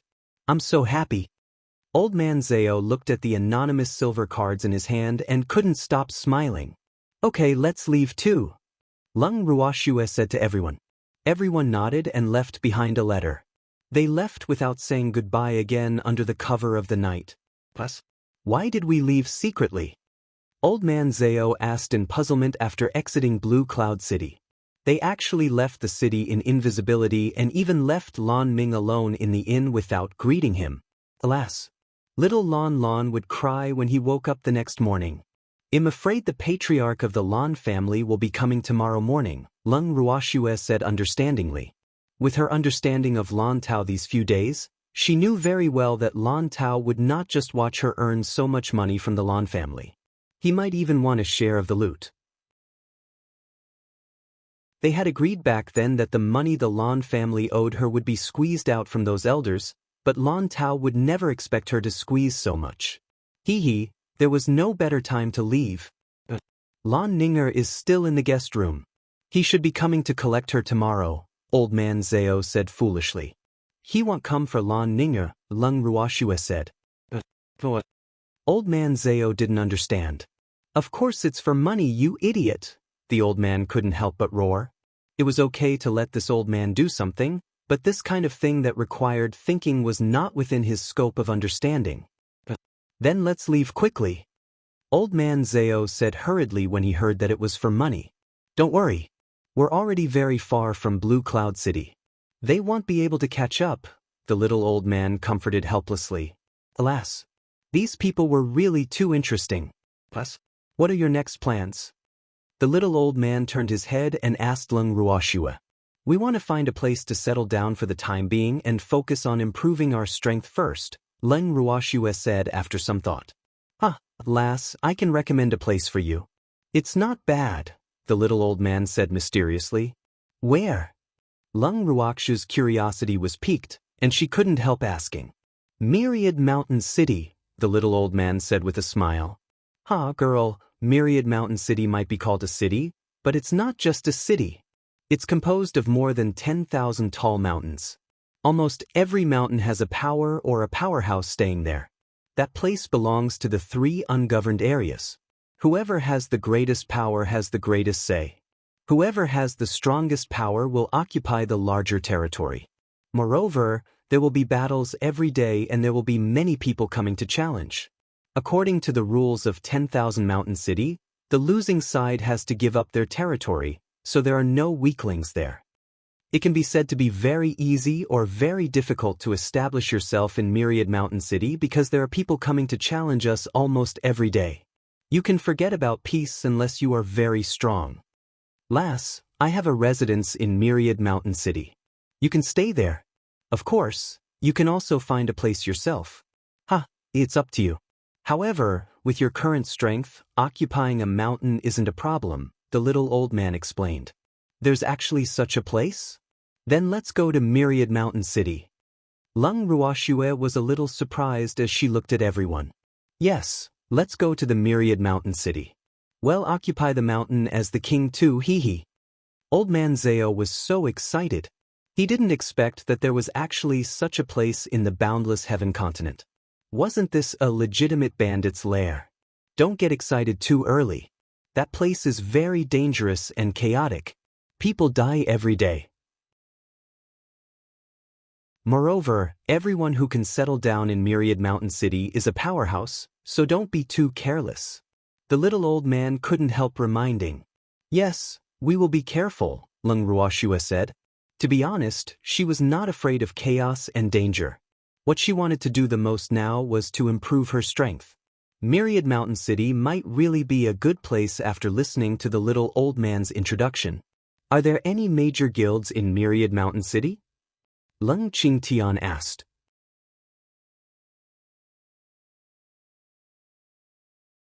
Chapter 477. The Bandits that Answer Every Question. No. There are 5 major factions in Myriad Mountain City now. They control all the commercial circulation there.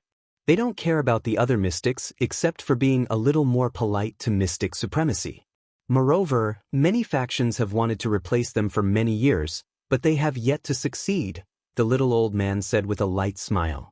That's because they didn't meet a true opponent. Why don't we challenge them?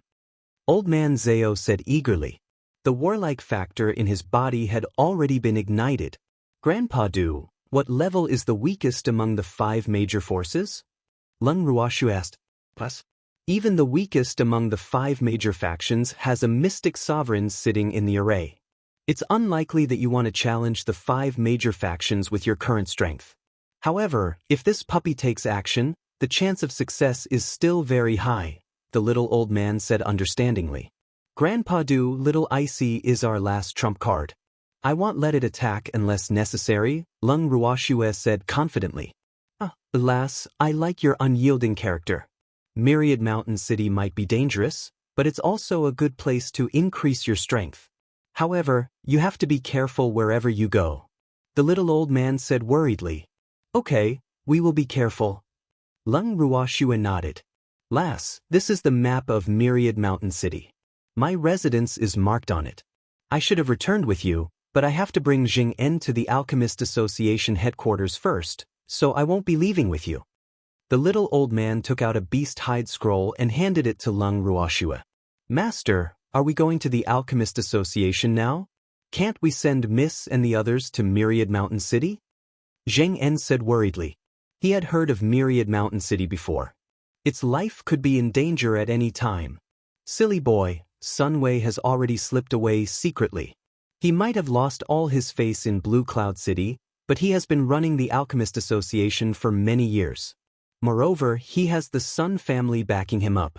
I'm afraid that he will be driven into a corner. Alchemists will cause big trouble, the little old man said worriedly. His disciple, Ren Li, was a softy. Otherwise, he would not have told him about this matter until Sun Wei escaped from Blue Cloud City. Alas. Hopefully, Sun Wei could be more well-behaved and not touch his reverse scale.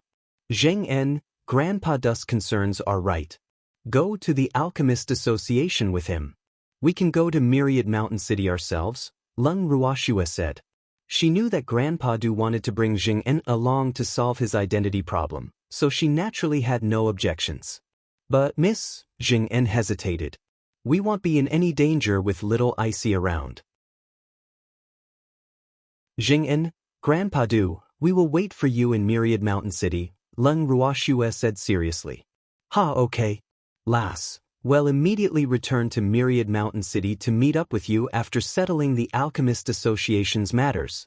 The little old man said happily. Okay, Grandpa Du, see you again. Leng Ruoxue led the group in the direction of Million Mountain City after speaking. The little old man and Zheng En went to the carefree city where the Alchemist Association was located. At the same time, Lan Ming in the inn had already discovered the letter Leng Ruoxue and the others left for him. Little Lan, there is no such thing as a banquet that will never end. See you again. That was all. After reading it, Lan Ming's mood was extremely complicated. He even felt like he had been abandoned. Boo! How could this be?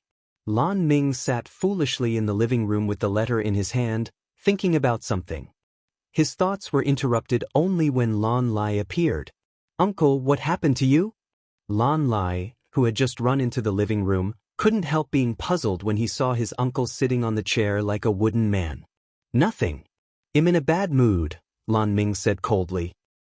By the way, where are little Icy and the others? Lan Lai changed the topic. They left.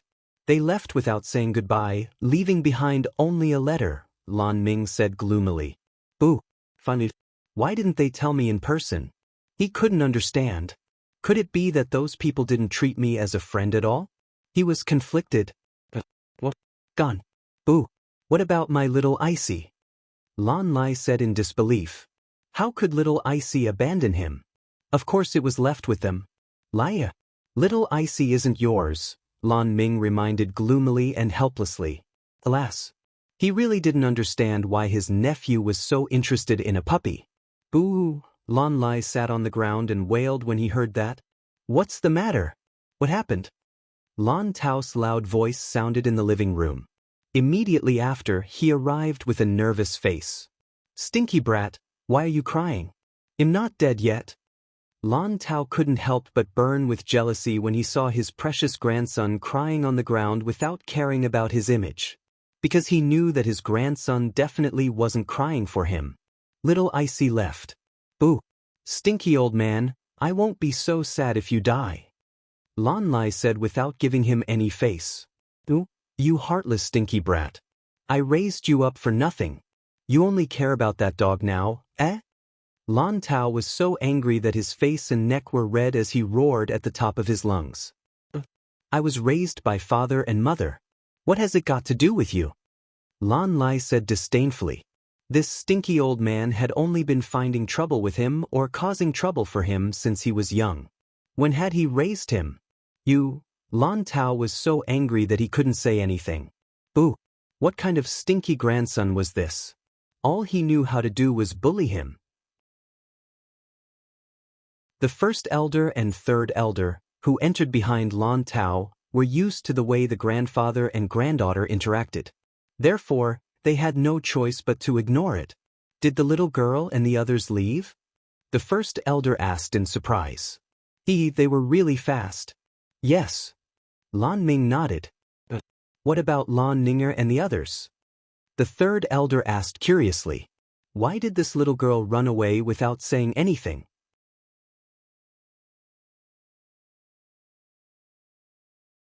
Chapter 478. The Bandits That Answer Every Question 2. In the room, Lan Ming said lightly. Alas. It was time for him to return to Windless City. Damn girl, you ran away pretty quickly, Lan Tao said furiously. That girl took so much money from the elders of the Lan family and ran away without giving him any share as a partner.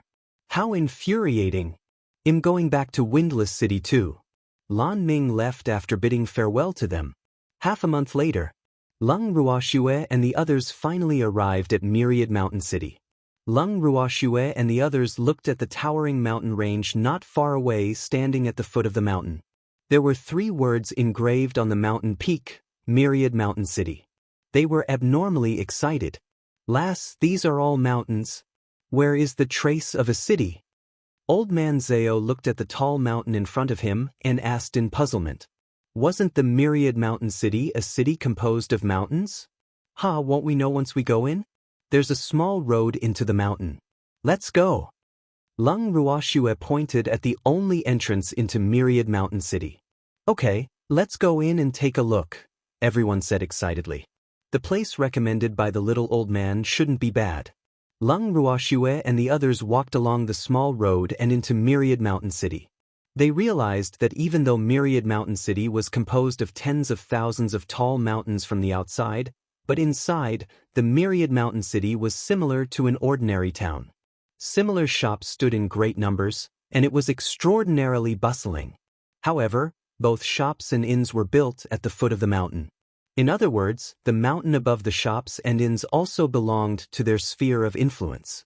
It was indeed as the little old man said, almost all the businesses in Myriad Mountain City were in the hands of the 5 major forces because Leng Ruoxue and the others had seen the labels representing the 5 major forces the most along the way. Do you need a place to stay? The waiter stopped Leng Ruoxue and the others and asked as they passed by an inn. Thank you. We want stay in the inn, Leng Ruoxue declined politely. Are you new to the city? It's getting dark. You will encounter bandits if you walk further in, the waiter reminded them. Are there many bandits in Myriad Mountain City? Old man Zhao asked curiously. Of course. There are at least 8,000 bandits in our Myriad Mountain City, if not 10,000. There are so many that it'll scare you to death. I don't think you're all that strong.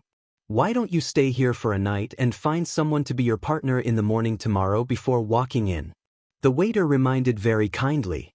Since there are so many bandits in Myriad Mountain City, can staying here guarantee our safety? Leng Ruoxue probed. Of course. Our inn is owned by the Ni family, which is ranked second among the 5 major forces. Those bandits won't dare to come at all, the waiter said with a face full of pride. Is that so? Please don't listen to him. This is the safest place in Myriad Mountain City. Those bandits won't cause trouble here at all. A tall middle-aged man with a full beard said. Oh, I see, Leng Ruoxue said with a spurious smile. In fact, they didn't intend to stay here even if the middle-aged man didn't remind them. Damn it, how dare you ruin our Ni family's business? You must be tired of living. The waiter roared angrily. More than 10 people ran out of the inn and surrounded the middle-aged man after he roared. Are they about to start fighting? Leng Ruoxue asked with a face full of curiosity. Alas, these people's tempers were really too bad. They actually wanted to start fighting after just 2 sentences. Move aside first. I'll deal with you later. The waiter in the inn roared fiercely. Hee, how do you intend to deal with us? Old man Zhao asked curiously. He thought this person was not bad when the waiter reminded them just now. Why did he seem like a different person in such a short time? His attitude changed too quickly. You have to stay in this shop even if you don't want to. The waiter roared with a fierce gaze. So the second largest inn owned by the Ni family is a black shop? I just found out today that there are actually people forcing others to stay in the shop. Old man Zao couldn't help but laugh. That's right. The Ni family is too much. How can they force others to insist on staying here? One of the spectators couldn't help but say. Zhao Jun, this has nothing to do with you. Get lost. The waiter scolded angrily when he saw the person speaking. What? Can't I speak on the Zhao family's territory? The man named Zhao Jun couldn't help provoking. Then he deliberately jumped in front of his shop.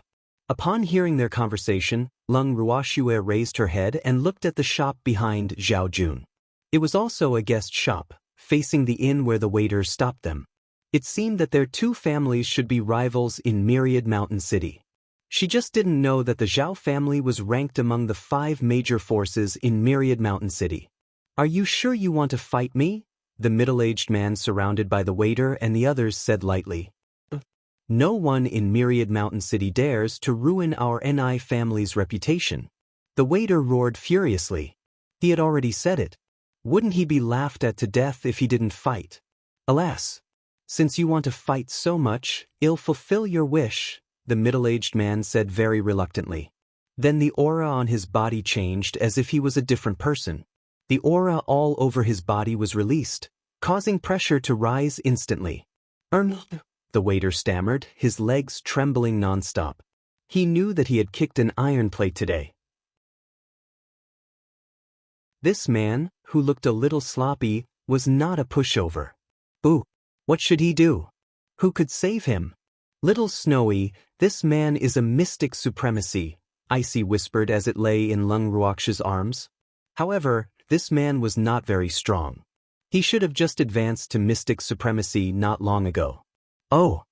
Leng Ruoxue looked at the middle-aged man in surprise. It seemed like one really couldn't judge a book by its cover. No one could tell that this man was a mystic supremacy just by looking at his appearance. Senior, please show mercy. I'm willing to bring him to apologize if he was rude to you, a young man suddenly said.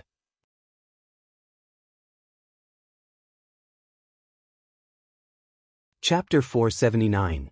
The Bandits That Answer Every Question, 3. The middle-aged man snorted coldly when he heard the man's voice.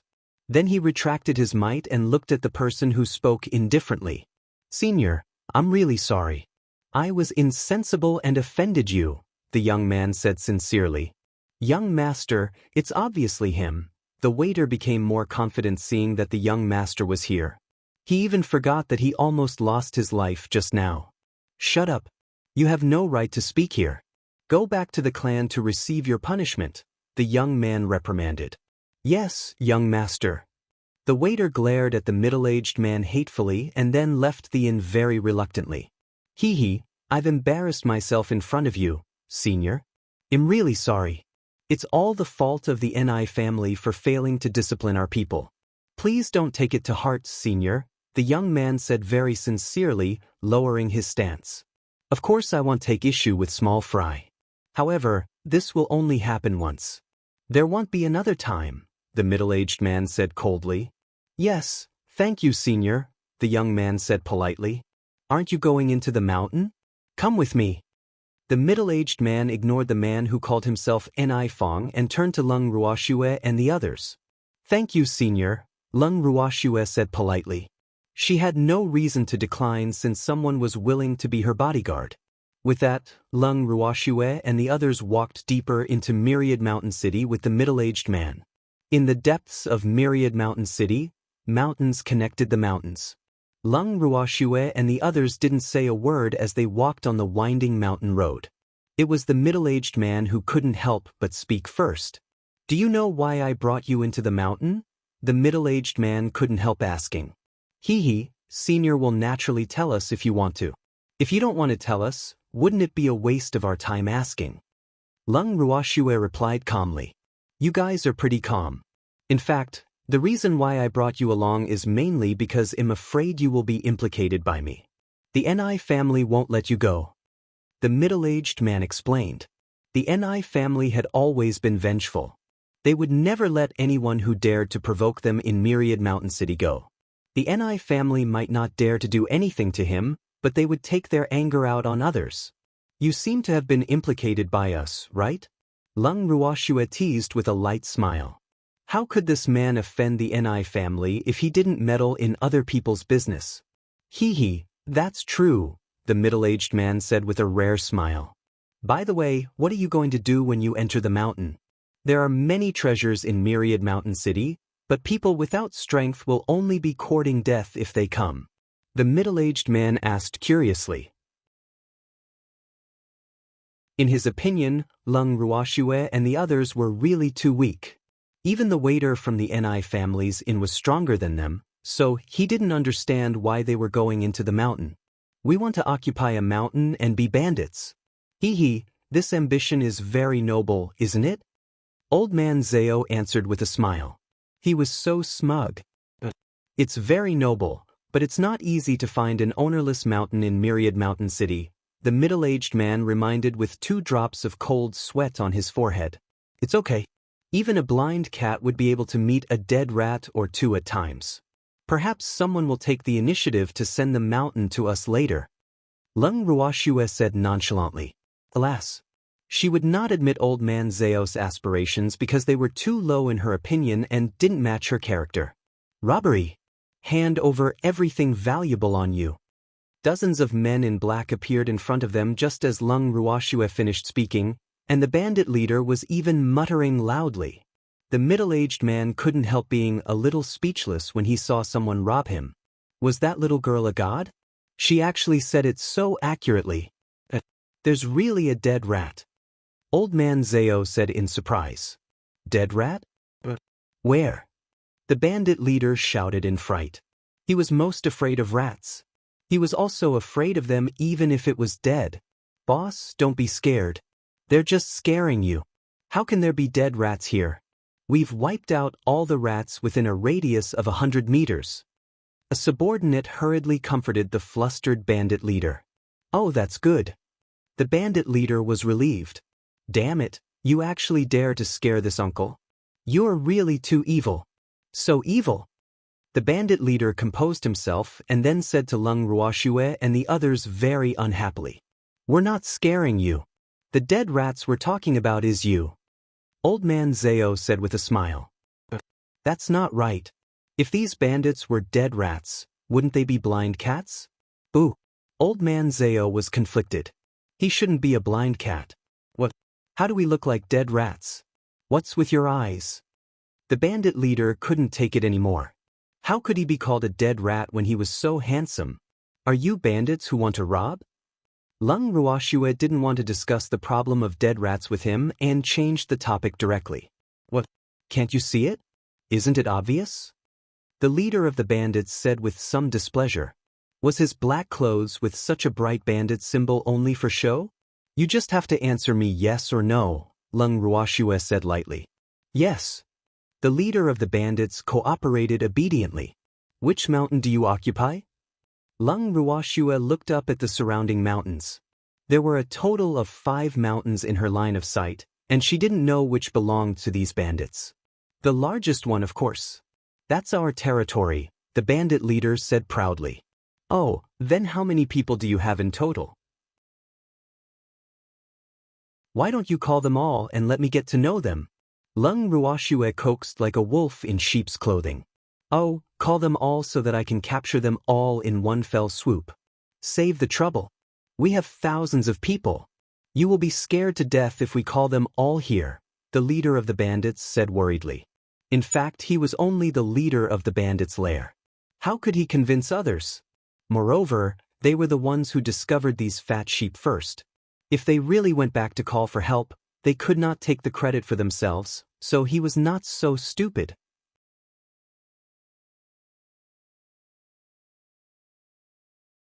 Chapter 480, The Bandits That Answer Every Question 4. It's okay. We're very bold. We just want to get to know each other, Leng Ruoxue said nonchalantly. Not if I say no.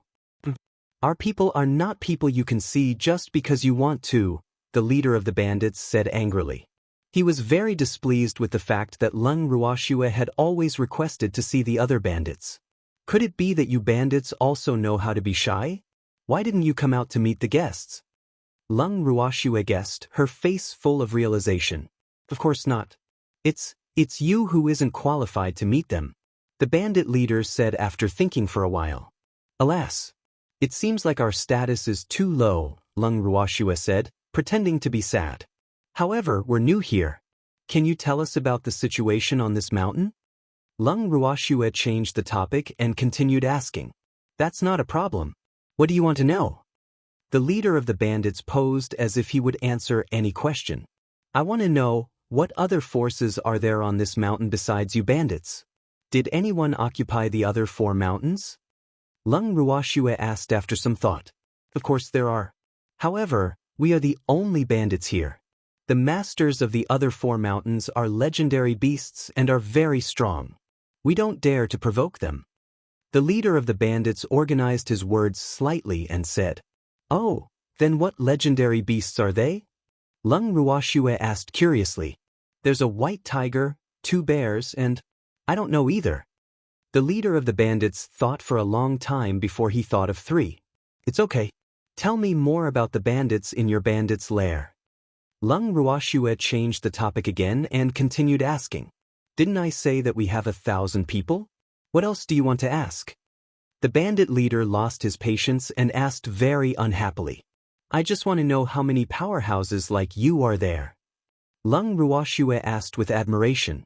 The strength of this bandit leader was above hers and he was a great mystic. However, he was just a little silly. It was really too easy to deal with him. There are hundreds of powerhouses like me, the leader of the bandits said gloomily. He originally thought that he was already very strong, but he realized that he could only be a small leader in Myriad Mountain City with his strength after coming to Myriad Mountain City. And this was only limited to their bandit lair. If he was among the 5 major forces, his strength was only worthy of being a handyman. Boo! What about those stronger than you? Leng Ruoxue asked closely. More than 100, the bandit leader answered. His depression deepened with every question Leng Ruoxue asked. He even had the thought of smashing his head against the wall later on. Boo! Who is the strongest person there? Leng Ruoxue pretended not to understand and continued asking. Of course it's our big boss. The bandit leader said with admiration. What's his strength? Mystic Sovereign? Leng Ruoxue continued to wring information out of him. Alas.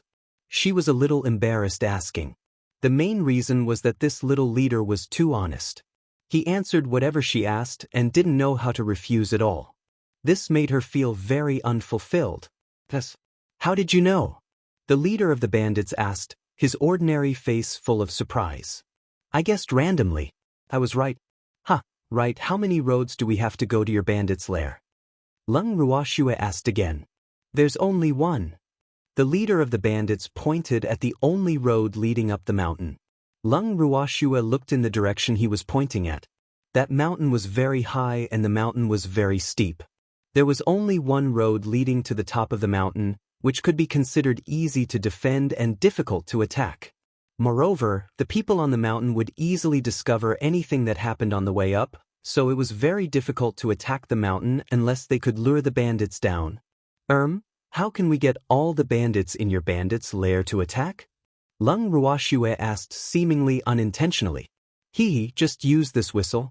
If we encounter danger, just blow this whistle and someone will come to support us. The leader of the bandits took out a small whistle from his clothes and waved it in front of Leng Ruoxue. Then, he was about to put it away when it was snatched away by a shadow that flashed quickly. Damn it, return it to me. The bandit leader looked at the little purple fox playing with his whistle on Leng Ruoxue's shoulder and roared angrily. You scared my beast, Leng Ruoxue complained with some dissatisfaction. It seemed that she was right to summon Darling just now. Look at this speed, that stupid bandit didn't react at all. Beloved master, he was fierce to me. Darling complained pitifully with tears in its eyes cooperatively. Good, don't be scared. He's just scaring you. Leng Ruoxue coaxed, her eyes looking at the head of the bandits who were at a loss. I didn't do it on purpose, the bandit leader whispered. Boo. But he was the one who had his things stolen. Why was he the one apologizing? He was being foolish. Forget it, we forgive you, Leng Ruoxue said generously. Okay, let me borrow the whistle to play with and I won't be angry with you anymore. Darling put the whistle to its mouth and blew. The bandit leader didn't have time to stop them before the whistle sounded throughout the entire valley. After Darling finished blowing, it immediately threw the whistle back at the bandit leader to destroy the trace. Hee. Swish. Swish. Swish. Before the echo of the whistle completely disappeared, dozens of figures quickly appeared in front of Leng Ruoxue and the others. Moreover, the figures were gradually increasing. In less than 10 minutes, nearly 1,000 people had gathered in front of Leng Ruoxue and the others, and they were surrounded by these bandits. You useless thing! Why are you blowing the whistle with just these few people? The leader reprimanded with a very displeased face. He thought that there were many enemies when he heard the police whistle on the mountain just now.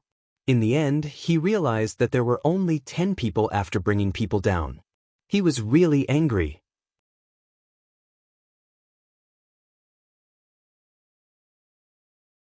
Chapter 481.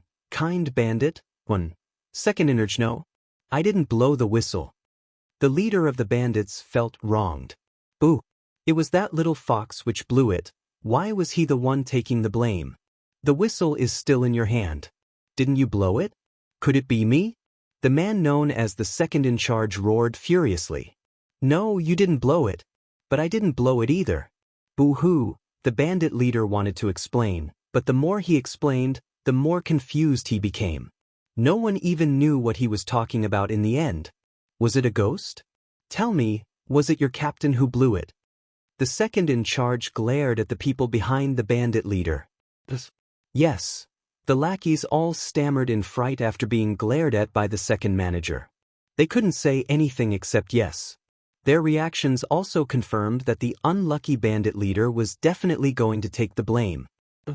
Your subordinates admitted it, yet you still dare to deny it. I'll deal with you later, second in charge said fiercely. Second in charge, I really didn't brag. Boo-hoo, the leader of the bandits felt wronged. Why did they frame him? You still dare to be stubborn? Drag him away. Second in charges noted and roared with displeasure. Second in charge, it really wasn't me. It was that little fox who boasted. Boo! They framed me. The bandit leader suddenly thought of confessing the true culprit in a moment of desperation. After hearing what the leader of the bandits said, second in charge turned his gaze to Leng Ruoxue and the others, and his eyes especially took a few more glances at the small and cute fox. Darling naturally cooperated very well to show its timidity, grievance, and so on. You useless thing, you dare to do but don't dare to admit it, and actually framed a fox. You really disgraced our village. After seeing it, the second in charge was even angrier, kicking the head of the bandits far away with a kick, and he was even more disdainful in his heart. A mighty man actually framed such a timid fox? How could he be considered a man? Second in charge, boo-hoo, the leader of the bandits, who was kicked into the air, cried aggrievedly. Unfortunately, he was ignored by everyone. Hand over all the valuable things on you, the second in charge said to Leng Ruoxue and the others with some dissatisfaction after ignoring the leader of the bandits. In his opinion, these people were not fat sheep at all because Leng Ruoxue and the others in his eyes looked malnourished. There was no benefit at all to rob such people. We don't have anything valuable, Leng Ruoxue said while suppressing her laughter. How could this nest of bandits be so funny? She originally thought that only the leader of the bandits was a little silly, but she didn't expect this second in charge to also be so silly. No? That won't do. You have to at least give me something. We can't work for nothing, or else we will be laughed at if word gets out. The second in charge took a step back and said, We really don't have anything. Leng Ruoxue said with a light smile. This was a bandit who cared about face. She didn't expect to meet such a nest of top-grade bandits on her first day in Myriad Mountain City. No, leave your clothes if you don't have money. We can't return empty-handed anyway, the second in charge said with some difficulty after thinking. Do you want these tattered clothes? Old man Zhao looked at the tattered clothes on his body that hadn't been mended in time and said awkwardly. In fact, his clothes were accidentally torn just now. However, he didn't change new clothes because they were in the mountains. However, he didn't expect these bandits to be so poor that they wouldn't even let go of the tattered clothes. Alas, they were living too miserably. Isn't it still wearable after mending? It's better than nothing. The second in charge said nonchalantly. You've had a miserable life. Leng Ruoxue said with incomparable pity. Alas, she had never seen a robber who wanted to rob even tattered clothes. Alas, what choice? There are many people on our mountain. Our boss is also a person who is soft-hearted. The second in charge complained in snot and tears as if he had met a bosom buddy. What kind of soft-heartedness? Old man Zhao was very curious and couldn't help asking. Would a bandit be soft-hearted? Then why was he still a bandit? Basically, our big boss couldn't bear to rob anyone like you, so he was often deceived, and the brothers on the mountain often went hungry because of his soft-heartedness. Ooh, actually, we are really very pitiful. The second in charge said with a long face. Then get someone else to be the leader. Old man Zhao suggested. No, the brothers in the mountains only admire him. Second in charge refused resolutely. Hee, looks like that big boss of yours is quite popular. Old man Zhao said with a chuckle. To be honest, this was the first time he had seen bandits who were in such a miserable state in his long life. Of course, second in charge said self-righteously. Second in charge, right? I want to challenge your big boss. Please inform him to accept the challenge. Leng Ruoxue said after listening for a while. Did I hear it wrong? You're only an elementary mystic, but you actually want to challenge our big boss? Let me tell you, our big boss is a mystic sovereign. The second in charge couldn't help reminding. In his opinion, Leng Ruoxue really overestimated her capabilities. Their big boss could send her flying with a finger. Thank you for your concern, but I didn't say I would do it myself. Leng Ruoxue said helplessly. This robber was too much of a henpecked husband. Oh, no matter who fights, if you lose, you have to leave everything on you, second in charge said after thinking. No problem. But if your big boss loses, this mountain will be my territory from now on. Leng Ruoxue was naturally not stupid enough to not fight for her own benefits. Moreover, the reason she led these bandits down the mountain was for this mountain. According to the rules of our myriad mountain city, everything will naturally belong to you if you win. Second in charge said very readily. No one had challenged them for a long time. This kind of opportunity now was even harder to encounter than robbing. Their boss was too strong.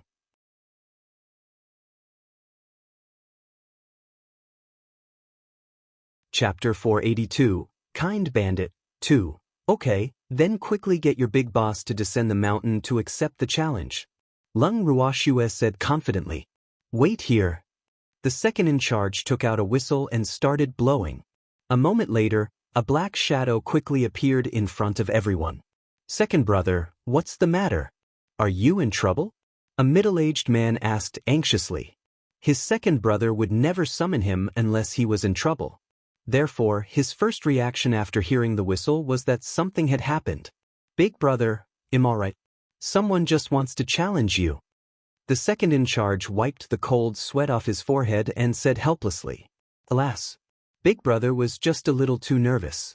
He was a mystic monarch after all. Why was Big brother always so worried? Challenge me? The leader's gaze was the first to land on the middle-aged man standing behind Leng Ruoxue and the others, and he carefully sized him up. It's not him. Leng Ruoxue said helplessly. Alas, they were really ignored. Who is that? Don't tell me it's you. The big boss said with a face full of disbelief. In his opinion, the strongest among these people was the full-bearded man. The others were not qualified to be his opponents at all. I'm just an elementary mystic. Do you think it will be me? Leng Ruoxue couldn't help rolling her eyes and said speechlessly. In fact, she really wanted to fight this man if there were no outsiders around to see how big the difference between her and the Mystic Emperor was. However, now was not the time to show off. she would have a chance to fight in the future after subduing these bandits. Who then? The big boss was confused. Were they playing with him? My beast. My beast will fight. A palm-sized white kitten appeared in front of everyone after Leng Ruoxue finished speaking. Don't tell me it's this little white cat that wants to fight me? The big boss was a little confused. Boo. He didn't want others to say that he bullied little animals. Open your bull's eyes wide and look clearly. How am I like a cat? White Dawn roared furiously. Damn, this bandit's eyesight was a little too poor. He actually regarded such an elegant and noble white tiger as a cat. The big boss looked up, down, left, right. Finally, he was absolutely sure that this was a cat. You look like a cat no matter how I look at you. You are a kitty, the big boss said very honestly. Fuck, what kind of gaze is that?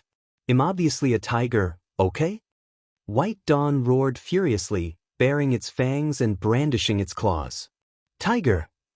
Now, not only the big boss, almost all the bandits looked at White Dawn doubtfully, as if they were thinking this cat doesn't look like a tiger at all.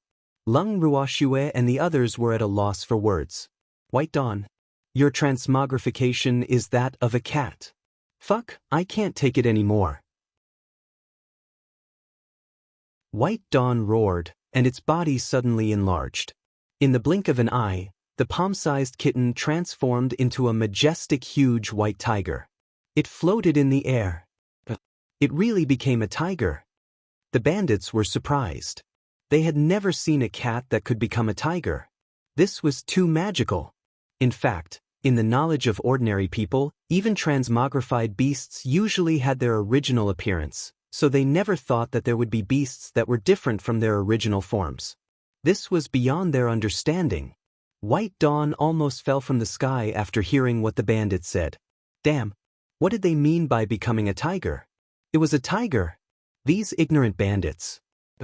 Leader, could it be a legendary beast from that mountain?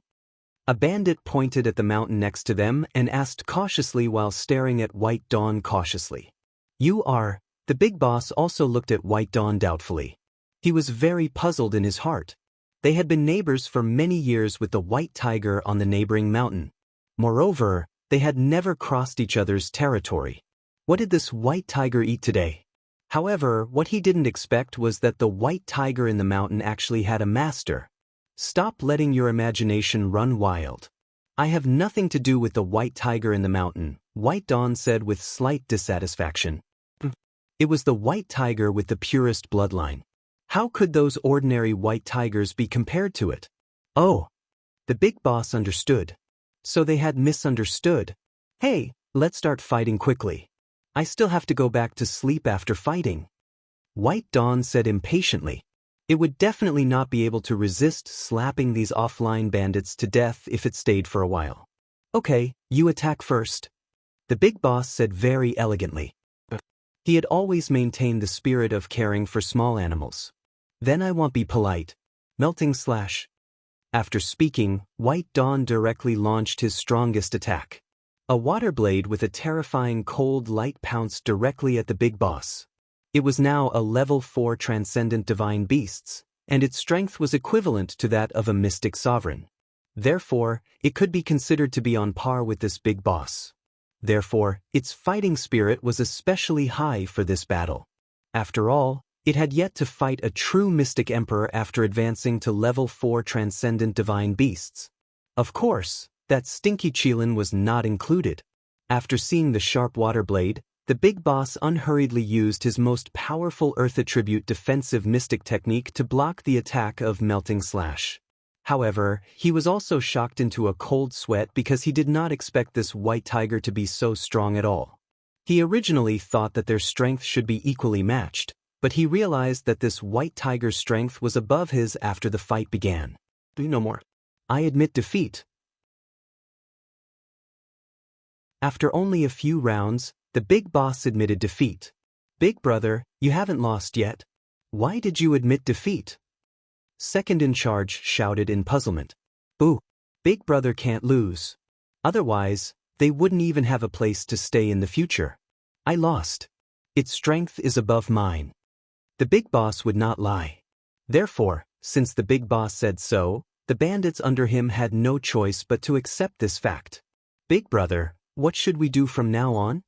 The second in charge couldn't help asking.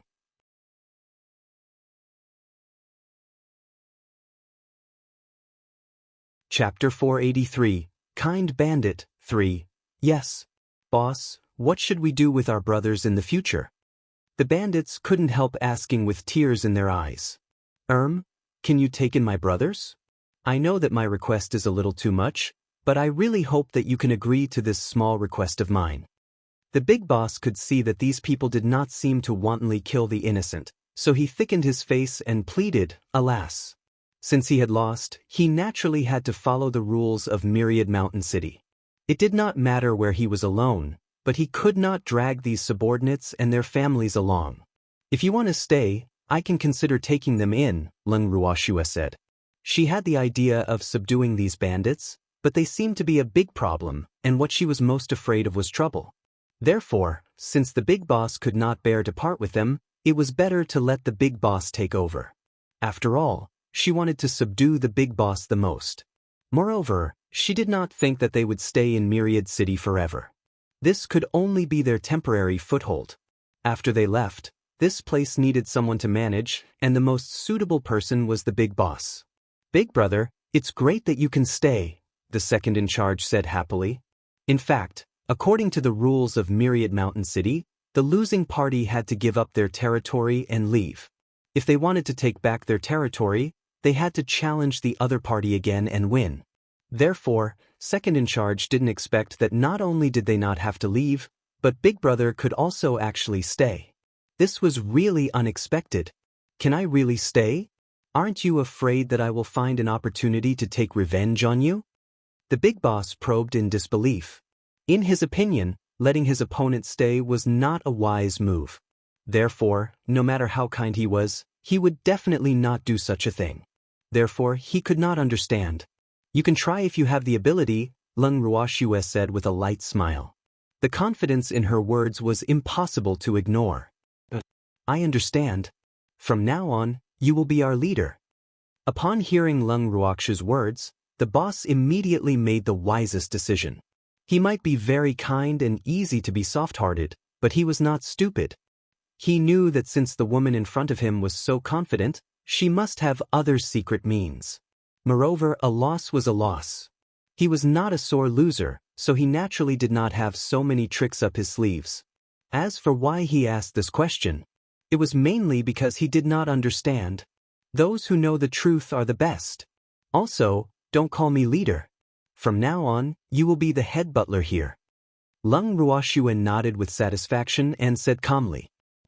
Then what should I call you? The head butler was puzzled. My subordinates call me Mississippi, call me that too. They are my family.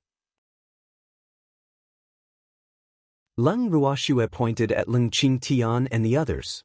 Yes, Mississippi, greetings to the masters. The head butler quickly entered his role and said very respectfully. Miss, nice to meet you, masters. The bandits also bowed and greeted Leng Ruoxue and the others. They had always followed the big boss lead. The big boss had already become his subordinate, let alone them. All right, there's no need to be so polite. Bring us to the mountain to take a look now.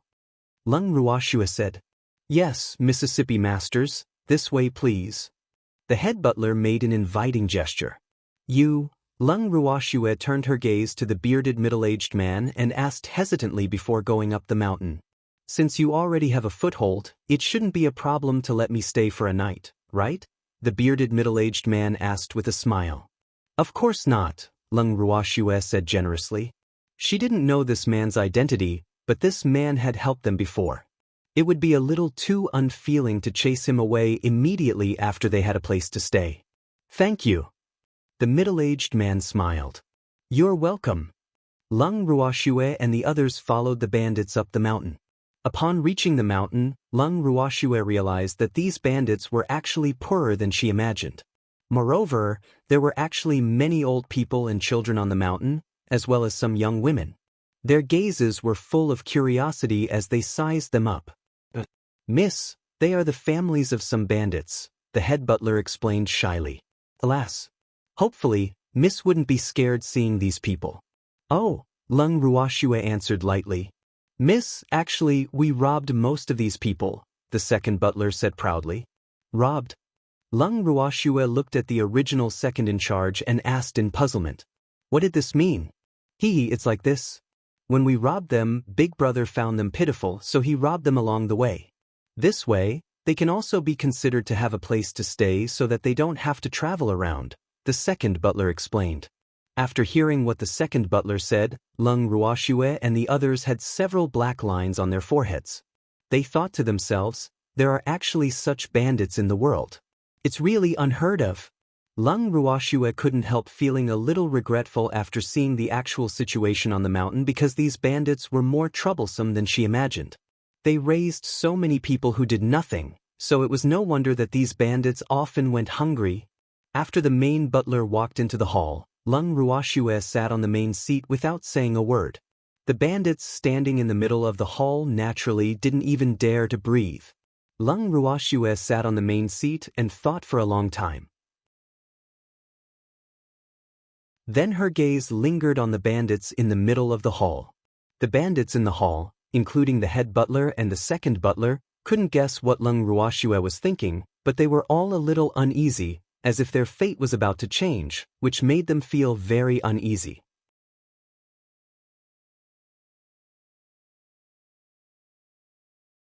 Chapter 484, Leng Ruoxue's Decision, 1. Head butler, I don't think I know your name yet?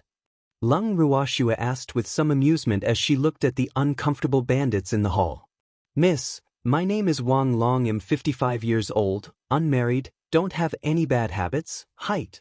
The head butler heard Leng Ruoxue asking for his name and wanted to tell her all his ancestors. However, he was stopped by Leng Ruoxue. Stop. I'm not asking for your hand in marriage. You don't have to explain it so clearly, Leng Ruoxue said helplessly with several black lines hanging on her forehead. I thought Miss wanted to know more. Wang Long said unpleasantly. He glared at the bandits, who were covering their mouths and laughing secretly, and felt a little depressed. Boo! He was embarrassed again. I just want to know your name. Second butler, what about you? Leng Ruoxue continued asking. Miss, my name is Wang Ren. My surname is Wang, but we are not related by blood. This is purely a coincidence. The second butler said with a smile. Got it. Leng Ruoxue was a little speechless. She finally realized why these bandits were so stupid.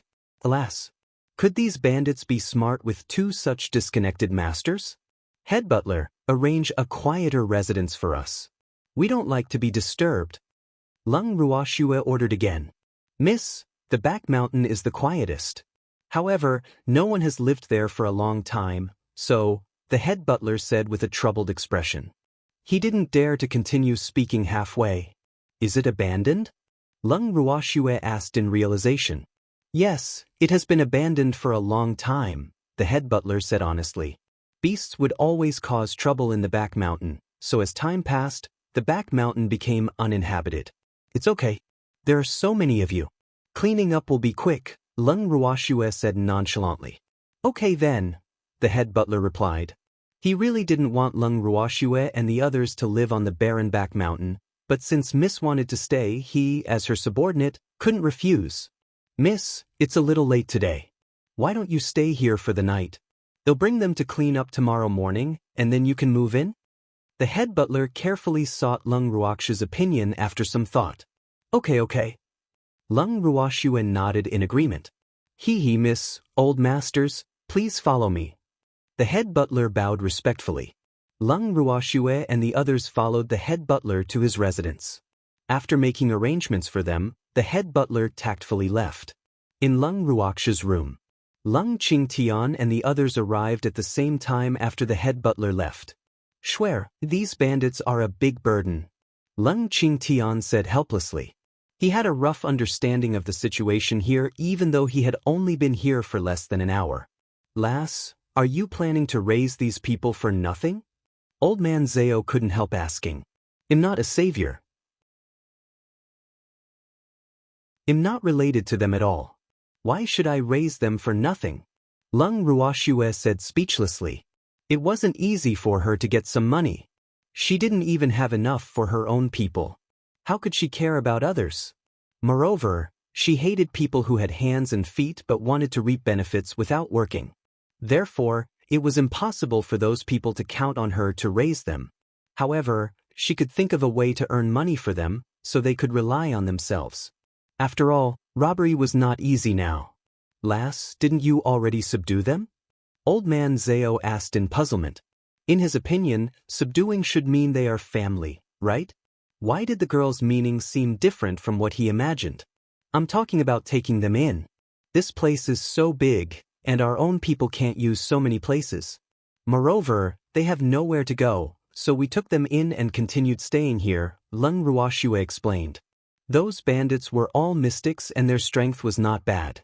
Moreover, while possessing such strength would not mean to say that they could do whatever they wanted on the boundless heaven continent, but it was absolutely not something to be underestimated.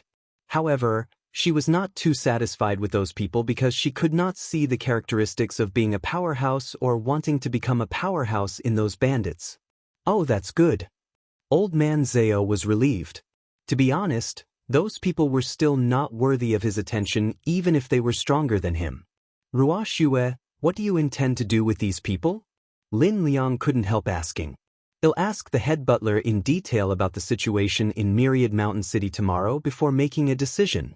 Leng Ruoxue said after some thought. The little old man had only told them the general situation in Myriad Mountain City before he left, so she had to ask the butler about the exact situation.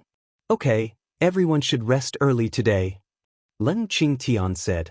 He was the first to leave Leng Ruoxue's room after speaking, and the others followed closely behind. After Leng Qingtian and the others left, Leng Ruoxue brought the freak into the bracelet. Hee, Schwer, those bandits are really not suitable for you. Empty appeared in front of Leng Ruoxue and the freak with a light smile. Yes. Leng Ruoxue was also a little regretful. Those bandits were not her cup of tea, but since she had already taken them in, she couldn't chase them out anymore. Schwer, I can tell you some things if you want to know about the situation in Myriad Mountain City, Empty said with a smile. Tell me about it. Leng Ruoxue's curiosity was piqued. Myriad Mountain City is very mysterious. No one knows how this city formed by mountains appeared, but it has its own rules. For thousands of years, countless families wanted to monopolize Myriad Mountain City, but they were unsuccessful. Therefore, there are many forces in Myriad Mountain City, and it is very chaotic. For example, the bandits in this mountain might not be weak, but their forces can only be considered to be the undercurrent in Myriad Mountain City. Every year, there will be powerhouses or mystics coming to Myriad Mountain City to settle down. Some of them are here for opportunities in Myriad Mountain City, while others are here to seek refuge because they offended some influential families. The terrain here is very complicated, so it's not easy for those influential families to find a person in Myriad Mountain City even if they stretch their tentacles, Empty explained.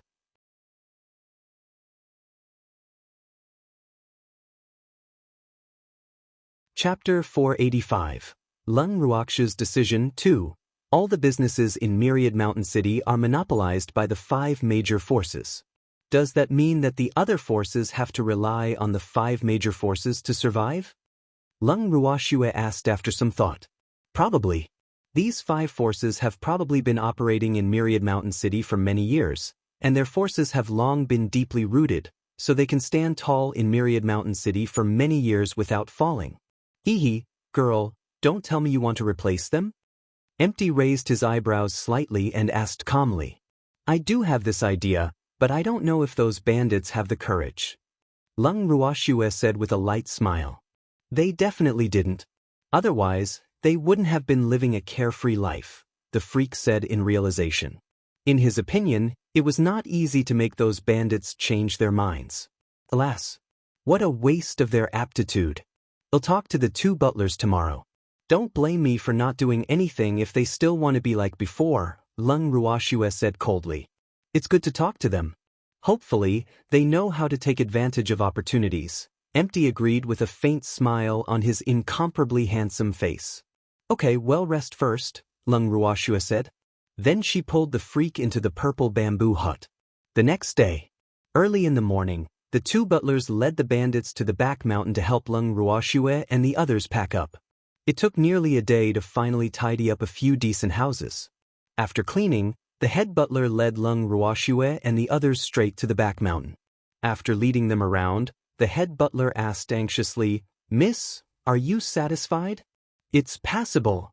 Leng Ruoxue looked at the bareback mountain, the few straw huts on the mountain, and then at the butler's expectant gaze, and reluctantly said, "Alas. This back mountain was really not an ordinary desolate place. The houses were actually built with straw. Could they be sturdy? Miss, time is too tight, so we can only make do for now. However, don't worry, I've already asked my subordinates to look for wood," the head butler promised. "It's okay. This house will do," Leng Ruoxue said nonchalantly. "They wouldn't really stay in this room anyway. Miss, stay here for the time being. I'll send someone to deliver the food," the head butler said. "You don't have to worry about our food. However, I have something to tell you." Leng Ruoxue looked at the two butlers and said, "Miss, please say it," the head butler said respectfully. However, his heart was racing because he really didn't know what Leng Ruoxue wanted to say to him. He was not confident. "Head butler, tell me about the situation in this village. I want to hear the truth other than what I saw." Leng Ruoxue pulled the freak to a clean place to sit down and then said to the head butler, The head butler stammered for a long time, not knowing what to say. "Miss, let me fill you in," the second butler said. "Okay." Leng Ruoxue nodded slightly. "There are a total of more than 1,500 people in our entire village. We basically rely on robbery and hunting to survive, so..." The second butler couldn't continue because this was really too embarrassing. A mighty mystic actually went hungry. It would definitely cause people to laugh to death if news of this got out. "Is filling your stomachs a problem?" Leng Ruoxue said without any surprise. "It would be strange otherwise with so many people guarding a mountain doing nothing."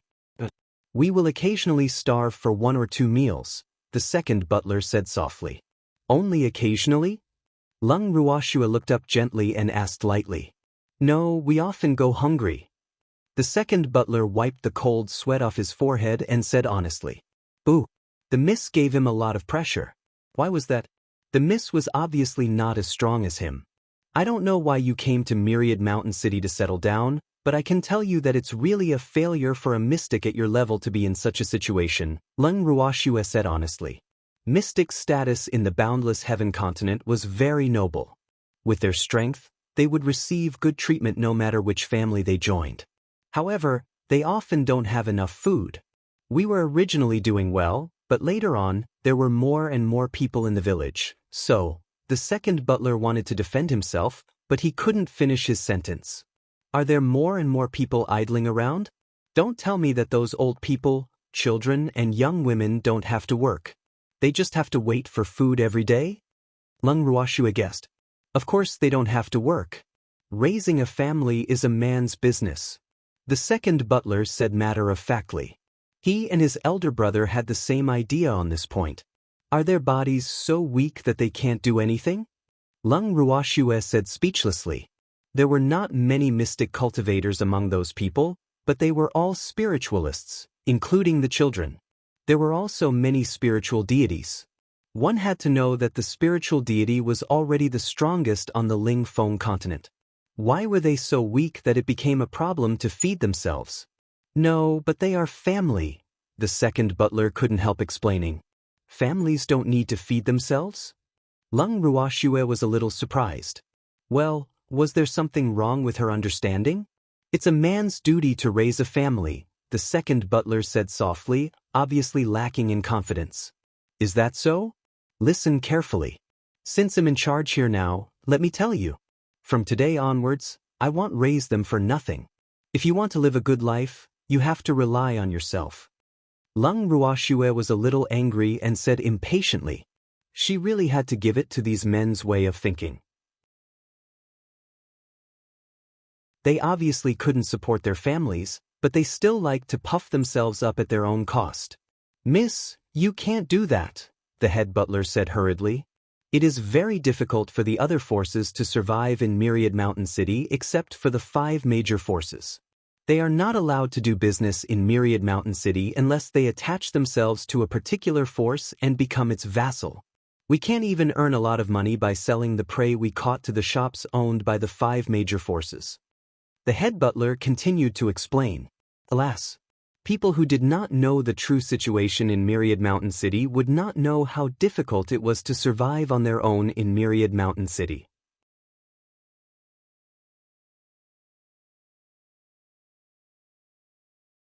Chapter 486, Leng Ruoxue's Decision, 3. In that case, are there still factions in your situation? Leng Ruoxue said in disbelief. These mystics were too easy to bully. Yes. In fact, many mystics hoped to create a career when they first came here. However, they didn't expect it to be so difficult to survive here, the head butler said with a sigh. He was also full of ambition when he first came, but time had long worn down his edges. His greatest wish now was for his brothers to live well, and he was satisfied. Did you have such thoughts too? Leng Ruoxue probed. Yes, the head butler nodded and said honestly. What if I give you a chance? Leng Ruoxue said with a light smile. I don't understand what you mean, miss. The head butler asked foolishly. If I'm not mistaken, your greatest wish now is for your subordinates to live well, right? Leng Ruoxue said understandingly. Yes. The head butler nodded. If you want them to live well, then you can only become one of the 5 major factions or an existence that surpasses the 5 major factions. Do you have the guts? Leng Ruoxue asked with a light smile. Of course I know that, but it's impossible. No one from the 5 major factions can replace them, the main butler said in surprise, his face full of disbelief. Remember, there is no one in this world that can't be replaced. No one has been able to shake the 5 great factions until now. It can only mean that the person who wants to replace them is not strong enough. Now, I can give you a chance like this. Whether you can grasp it or not will depend on whether you have the guts, Leng Ruoxue said calmly. Miss. The head butler was about to speak but was interrupted by Leng Ruoxue. You don't have to say anything now. I'll only give you a day to consider. Come find me here if you've thought it through. However, I won't force you if you still want to maintain the current situation. However, I won't raise your subordinates for nothing. Leng Ruoxue leaned on the freak and closed her eyes without saying anything after speaking. Yes, Mississippi. I will consider it carefully. The head butler left with the second butler. Schwer, do you think they will agree? The freak asked curiously after the 2 butlers left. Yes. Leng Ruoxue opened her eyes slightly and said with certainty. Why? The freak was a little puzzled. Those people might be strong, but they were in a state of disunity, accustomed to being casual. It would probably not be easy to get them to do something earth-shattering. Freak, tell me, if survival is a problem here, why are there so many experts who want to live here? With their strength, they will receive good treatment no matter which family they go to, Leng Ruoxue asked. Schwer, it seems like the little old man lives quite well here, so this can only mean that survival here isn't a problem. The real problem is themselves, the freak said after some thought. That's right. Therefore, they can still be saved if they can recognize their problems. Otherwise, just starve to death. Don't forget, I said I wouldn't care about them. Leng Ruoxue said with a light smile. Schwer, I'm afraid it's very difficult for them to be on par with the 5 major factions with their current strength. However, they don't know our trump cards. If they retreat, then... The freak deliberately said half of what he wanted to say. That can only mean that they don't have the luck. However, that butler might look silly but he's actually very smart. That's why I'm so sure he will agree, Leng Ruoxue explained. I hope so. The freak raised his eyebrows. Freak, I'm sleepy. Leng Ruoxue closed her eyes again. The freak shook his head helplessly, then picked Leng Ruoxue up and walked directly into the room. The next day, the head butler and the second butler reported at dawn. In Leng Ruoxue's room. Miss, we have already thought about it. We are willing to risk our lives for the future, but miss, do you really have a way to help us? The head butler asked impatiently as soon as they entered the room. What you need to do is to trust me. That's enough, Leng Ruoxue said lightly. Yes, the head butler replied. He had thought about it for a long time yesterday and discussed it with his brothers before finally making a decision. The first thing you need to do is to capture the surrounding mountains within 3 days. Leng Ruoxue gave the first order. Miss, this is very difficult, the head butler said hurriedly, almost breaking out in cold sweat from fright. What's the difficulty? Aren't they just a few legendary beasts? Leng Ruoxue said nonchalantly. Miss, they are not legendary beasts but transcendent divine beasts. There are a total of 5 mountains in our area, and the masters of the other 4 are transcendent divine beasts. Therefore, it will be very difficult to deal with them, the main butler explained as he wiped the cold sweat off his forehead.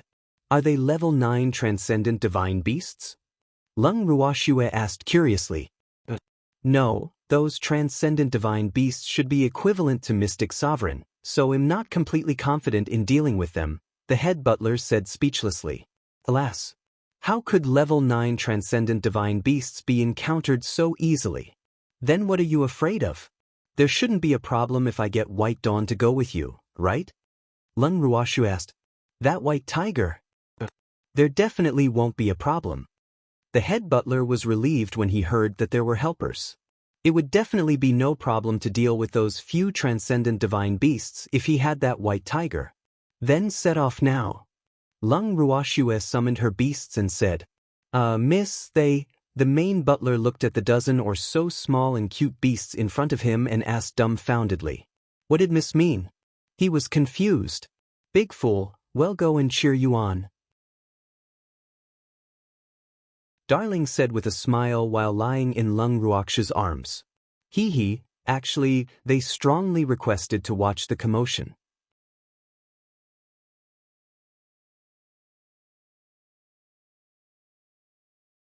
Chapter 487. Leng Ruoxue's Decision 4. There's also a cheerleading group. The head butler was a little depressed. He would still have to protect their safety if he brought these cute little animals to the fight. Head butler, don't worry about them. They will take care of themselves. Leng Ruoxue saw through the head butler's thoughts and comforted him. Her beasts were not flower vases that could only be decorations. Yes, I understand, the head butler replied. However, he still decided to protect these cute little fellows, except for the white tiger that liked to transform into a cat. Plus, you can't forget us. We want to go too. At this moment, Old Man Zhao and the others walked in and looked at Leng Ruoxue resentfully. Go if you want to. Leng Ruoxue said helplessly. Alas, these old men really wanted to see the world burn. Miss, they want to go too? The head butler said with a bitter face. Boo. He found himself even more depressed. It was not enough to take care of these little beasts. Now, there were also these old men. They were all Miss' family. He had no way to explain to Miss if anything happened to them. Head butler, don't worry. We won't trouble you. We can take care of ourselves, Old Man Zhao quickly comforted. Alas, it seemed like they were being treated as trouble. He really didn't know who was the real big trouble. Yes, head butler, you don't have to worry about them, Leng Ruoxue said with a smile. I understand, the head butler said. However, he couldn't help but grumble in his heart, saying that I don't have to care. How can I not care if we really encounter any danger? Can we set off now? Head butler, you only have 3 days. Hurry up. Old Man Zhao urged. He seemed even more anxious than the person involved. Miss, we're leaving then. The head butler braced himself and said helplessly. Okay. Leng Ruoxue suppressed her smile and nodded. Then, the head butler and the second butler led the cheer group formed by the little beasts and the old men and set off in a mighty manner. Their first destination was the mountain closest to their village. The owner of this mountain happened to be a white tiger. At the foot of the mountain, everyone and the beast stopped. Little kitty, the owner of this mountain is your kind. Hurry up and call it out for me to admire. Feng Zhan flew in front of White Dawn provocatively and said with a smile. Damn bird, stay away from me. I don't want to see you now, White Dawn said frantically. It was already very depressed to be sent out by its master to do such a small thing, but now it had to be laughed at by this stinky bird. It was really infuriating. No, it was infuriating. Stop arguing. Let's go up the mountain to look. The head butler came out to smooth things over. Transcendent divine beasts were different from humans. There were no guards on the mountain peak occupied by transcendent divine beasts. Therefore, if humans accidentally barged in, their lives would not be in danger as long as they did not alarm the transcendent divine beasts. There's no need to worry about that. We just need to let this little kitty howl. Feng Zhan said with a naughty smile. As the saying went, two tigers couldn't share one mountain. If that white tiger in the mountain knew that its kind was provoking it at the foot of the mountain, it would definitely jump out without hesitation. It would be embarrassing if I have to howl just because you want me to howl. White Dawn said arrogantly with a twist of its little face. You want howl, right? Feng Zhan spat out a ball of fire without hesitation and burned White Dawn, but ouch! White Dawn, which was not mentally prepared, screamed in pain. Immediately, the roar of a tiger reverberated through the entire mountain stream. Cold sweat immediately rolled down the head butler's forehead when he saw this scene. No way! How can this be? That little red bird is really too bold. It actually dared to burn the tiger's butt. Everyone knows that the tiger's butt can't be touched, but what about burning the tiger's butt? However, before the head butler could continue letting his imagination run wild, he heard a furious roar from the mountain.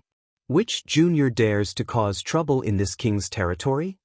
Immediately after, a white shadow as fast as lightning appeared in front of everyone and the beasts. Which junior dares to cause trouble in this king's territory? The huge white tiger roared again after appearing. Unfortunately, it was completely ignored by everyone and the beasts because almost everyone and the beasts' gazes were focused on White Dawn and Feng Zhan now. Moreover, every single one of them or the beasts had excited expressions in their eyes. You damn bird, how dare you burn my butt?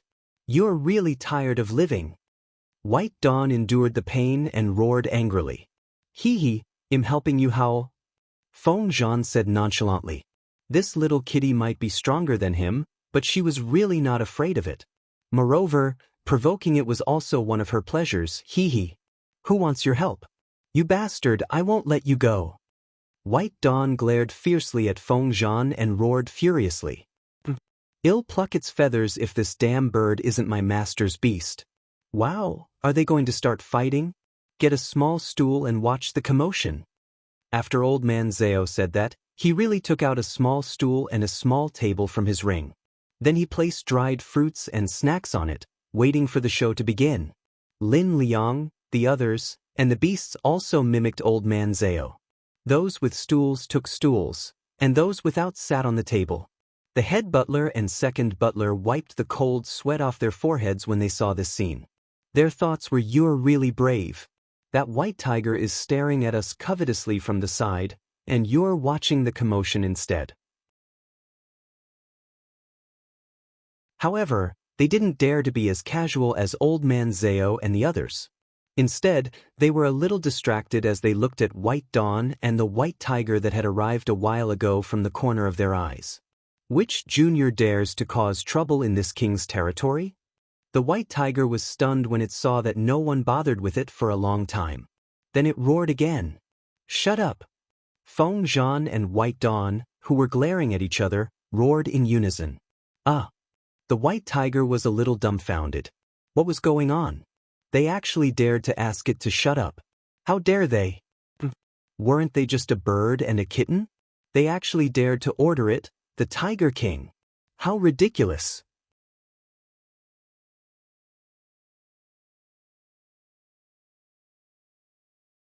Chapter 488, The Pitiful Peacock, 1.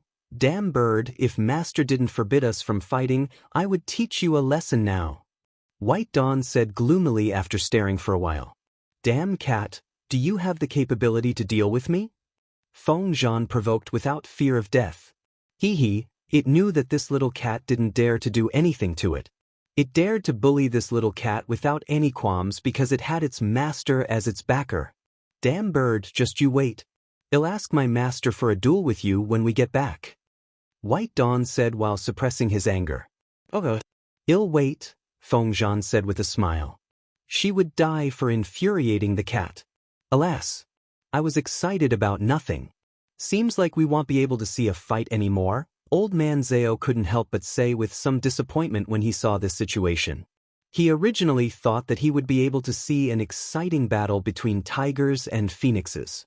To his surprise, these two little fellows didn't dare to fight at all. Alas, this lass had really good upbringing. Hee, they are afraid that our cute master will be angry. Darling said understandingly. In fact, it was also afraid that its master would be angry. Boo. Once its cute master was angry, she would ignore it. That girl is a little scary when she's angry, Old Man Zhao said with lingering fear. Damn it, which junior dares to cause trouble in this king's territory? At this moment, the white tiger, which had returned to its senses, spoke again. It felt very depressed and its self-esteem had been seriously injured because it had never been treated like air by anyone or beast after living for so long. This was its first time. The head butler and the second butler were very sympathetic. They looked at the white tiger that had been ignored for a long time, and their pity for it was like a raging river, flowing endlessly. It was indeed the most pitiful challenger. Fuck, no one will think you're a mute even if you don't speak. White Dawn roared furiously. It was so angry that it almost forgot about the existence of this thing if this white tiger didn't speak. Damn it, how dare you interrupt our exchange? Are you courting death? Fengzhan also roared. She was also very displeased with this white tiger who didn't know how to discern the situation. As they spoke, White Dawn and Fengzhan pounced at the white tiger in tacit understanding. Damn, they were not allowed to fight among themselves, so beating up outsiders should be fine. Therefore, that unlucky white tiger became their punching bag. Come on. Beat it up. Old Man Zhao cheered excitedly. He might not be able to see the tigers and phoenixes fighting, but he could still accept a group fight. Fengzhan and White Dawn were on the ground, one in the sky, one throwing a punch and the other shooting flames. They attacked from top to bottom, beating the white tiger until it had nowhere to hide. Wow, big brother, this little red bird is so abnormal too. The second butler whispered sympathetically after seeing the tragic state of the huge white tiger. Two little beasts in their transmogrification state beat up a white tiger that was still in its original form until it couldn't be found anymore. How abnormal were these two little beasts? He knew that the cat was a white tiger, but he didn't know what that little bird was. Cold sweat broke out on the head butler's forehead. Boo! These two beasts were really terrifying. Fortunately, they didn't beat him up. He did not have the strong body of the white tiger. After a long while, the huge white tiger lay on the ground, on the verge of death. Its two front claws hugged its big head tightly, and it kept saying, "I admit defeat, I admit defeat." However, Fengzhan and White Dawn ignored it. They only stopped after they had vented and were tired of beating it up. That white tiger barely managed to survive. Ayaya, so pitiful. Why did you beat it up so badly? Old Man Zhao gloated as he walked to the white tiger's side and patted its huge body. Ouch! Old Man Zhao's slap might not be very heavy, but it was fatal for the white tiger, which was seriously injured internally and externally. Boo! You're so fierce to me. Old Man Zhao looked at the white tiger aggrievedly and complained. I didn't. You're hurting me. The white tiger was so angry that it almost vomited blood. However, it had no choice but to explain in the face of a strong enemy who could take its life. Boo! They were on the same side. So many people and beasts bullying one of it was really too evil. Oh, does it hurt a lot? Old Man Zhao asked the obvious, but he still deliberately patted it to verify if what the white tiger said was true. It hurts so much. Stop slapping me. The white tiger whispered weakly. Boo! Its heart was bleeding. Wouldn't it be better if you admitted defeat earlier so that you can suffer less physical pain? Old Man Zhao said nonchalantly while standing. Boo! I've already admitted defeat, but they still beat me up. The white tiger's bell-like tiger eyes were full of tears as it complained aggrievedly. I mean, how good would it be if you just admitted defeat as soon as you emerged? But what about you? You're still being smug and saying things like which junior dares to cause trouble in this king's territory? Ha! You call yourself this king in front of them. It would be strange if you didn't get beaten up. Old man Zao laughed hysterically. Boo-hoo, the white tiger choked, thinking to itself, I'm also the king of the mountains. What's wrong with calling myself this king? Boo! Its biggest mistake was that it didn't consult the stars today and encountered 2 malefic stars. All right, don't be aggrieved. Our girls' beasts are famous for being perverted. It's not wrong for you to lose to them, Old Man Zao comforted it kindly. However, his words angered Leng Ruoxue's beasts. Damn, old man, who are you calling a pervert? White Dawn, who was still fuming, questioned furiously. A slip of the tongue, a slip of the tongue. I mean impressive. Old Man Zao quickly corrected himself and looked at White Dawn fearfully. Boo! He didn't have a body as tough as that white tiger to resist a beating. Hey, you're my little brother from now on. You have to be obedient, understand? White Dawn rolled his eyes at Old Man Zao and pointed at the huge, scarred white tiger with his little paw as he ordered. Yes, boss, the white tiger said very obediently. Boo-hoo, would it dare to disobey? Eat this. White Dawn threw a pill to the white tiger. The white tiger opened its mouth and swallowed the small pill. Then it said in astonishment, My injuries are actually all healed. You're tuning in to the Passion Pages YouTube channel. We're so grateful for your support, and don't forget to subscribe to join us on this incredible journey through captivating stories. Your generosity through donations truly makes a world of difference, as it's the primary source of revenue that allows me to expand and enhance this channel for you. Thank you from the bottom of my heart for being a part of this adventure.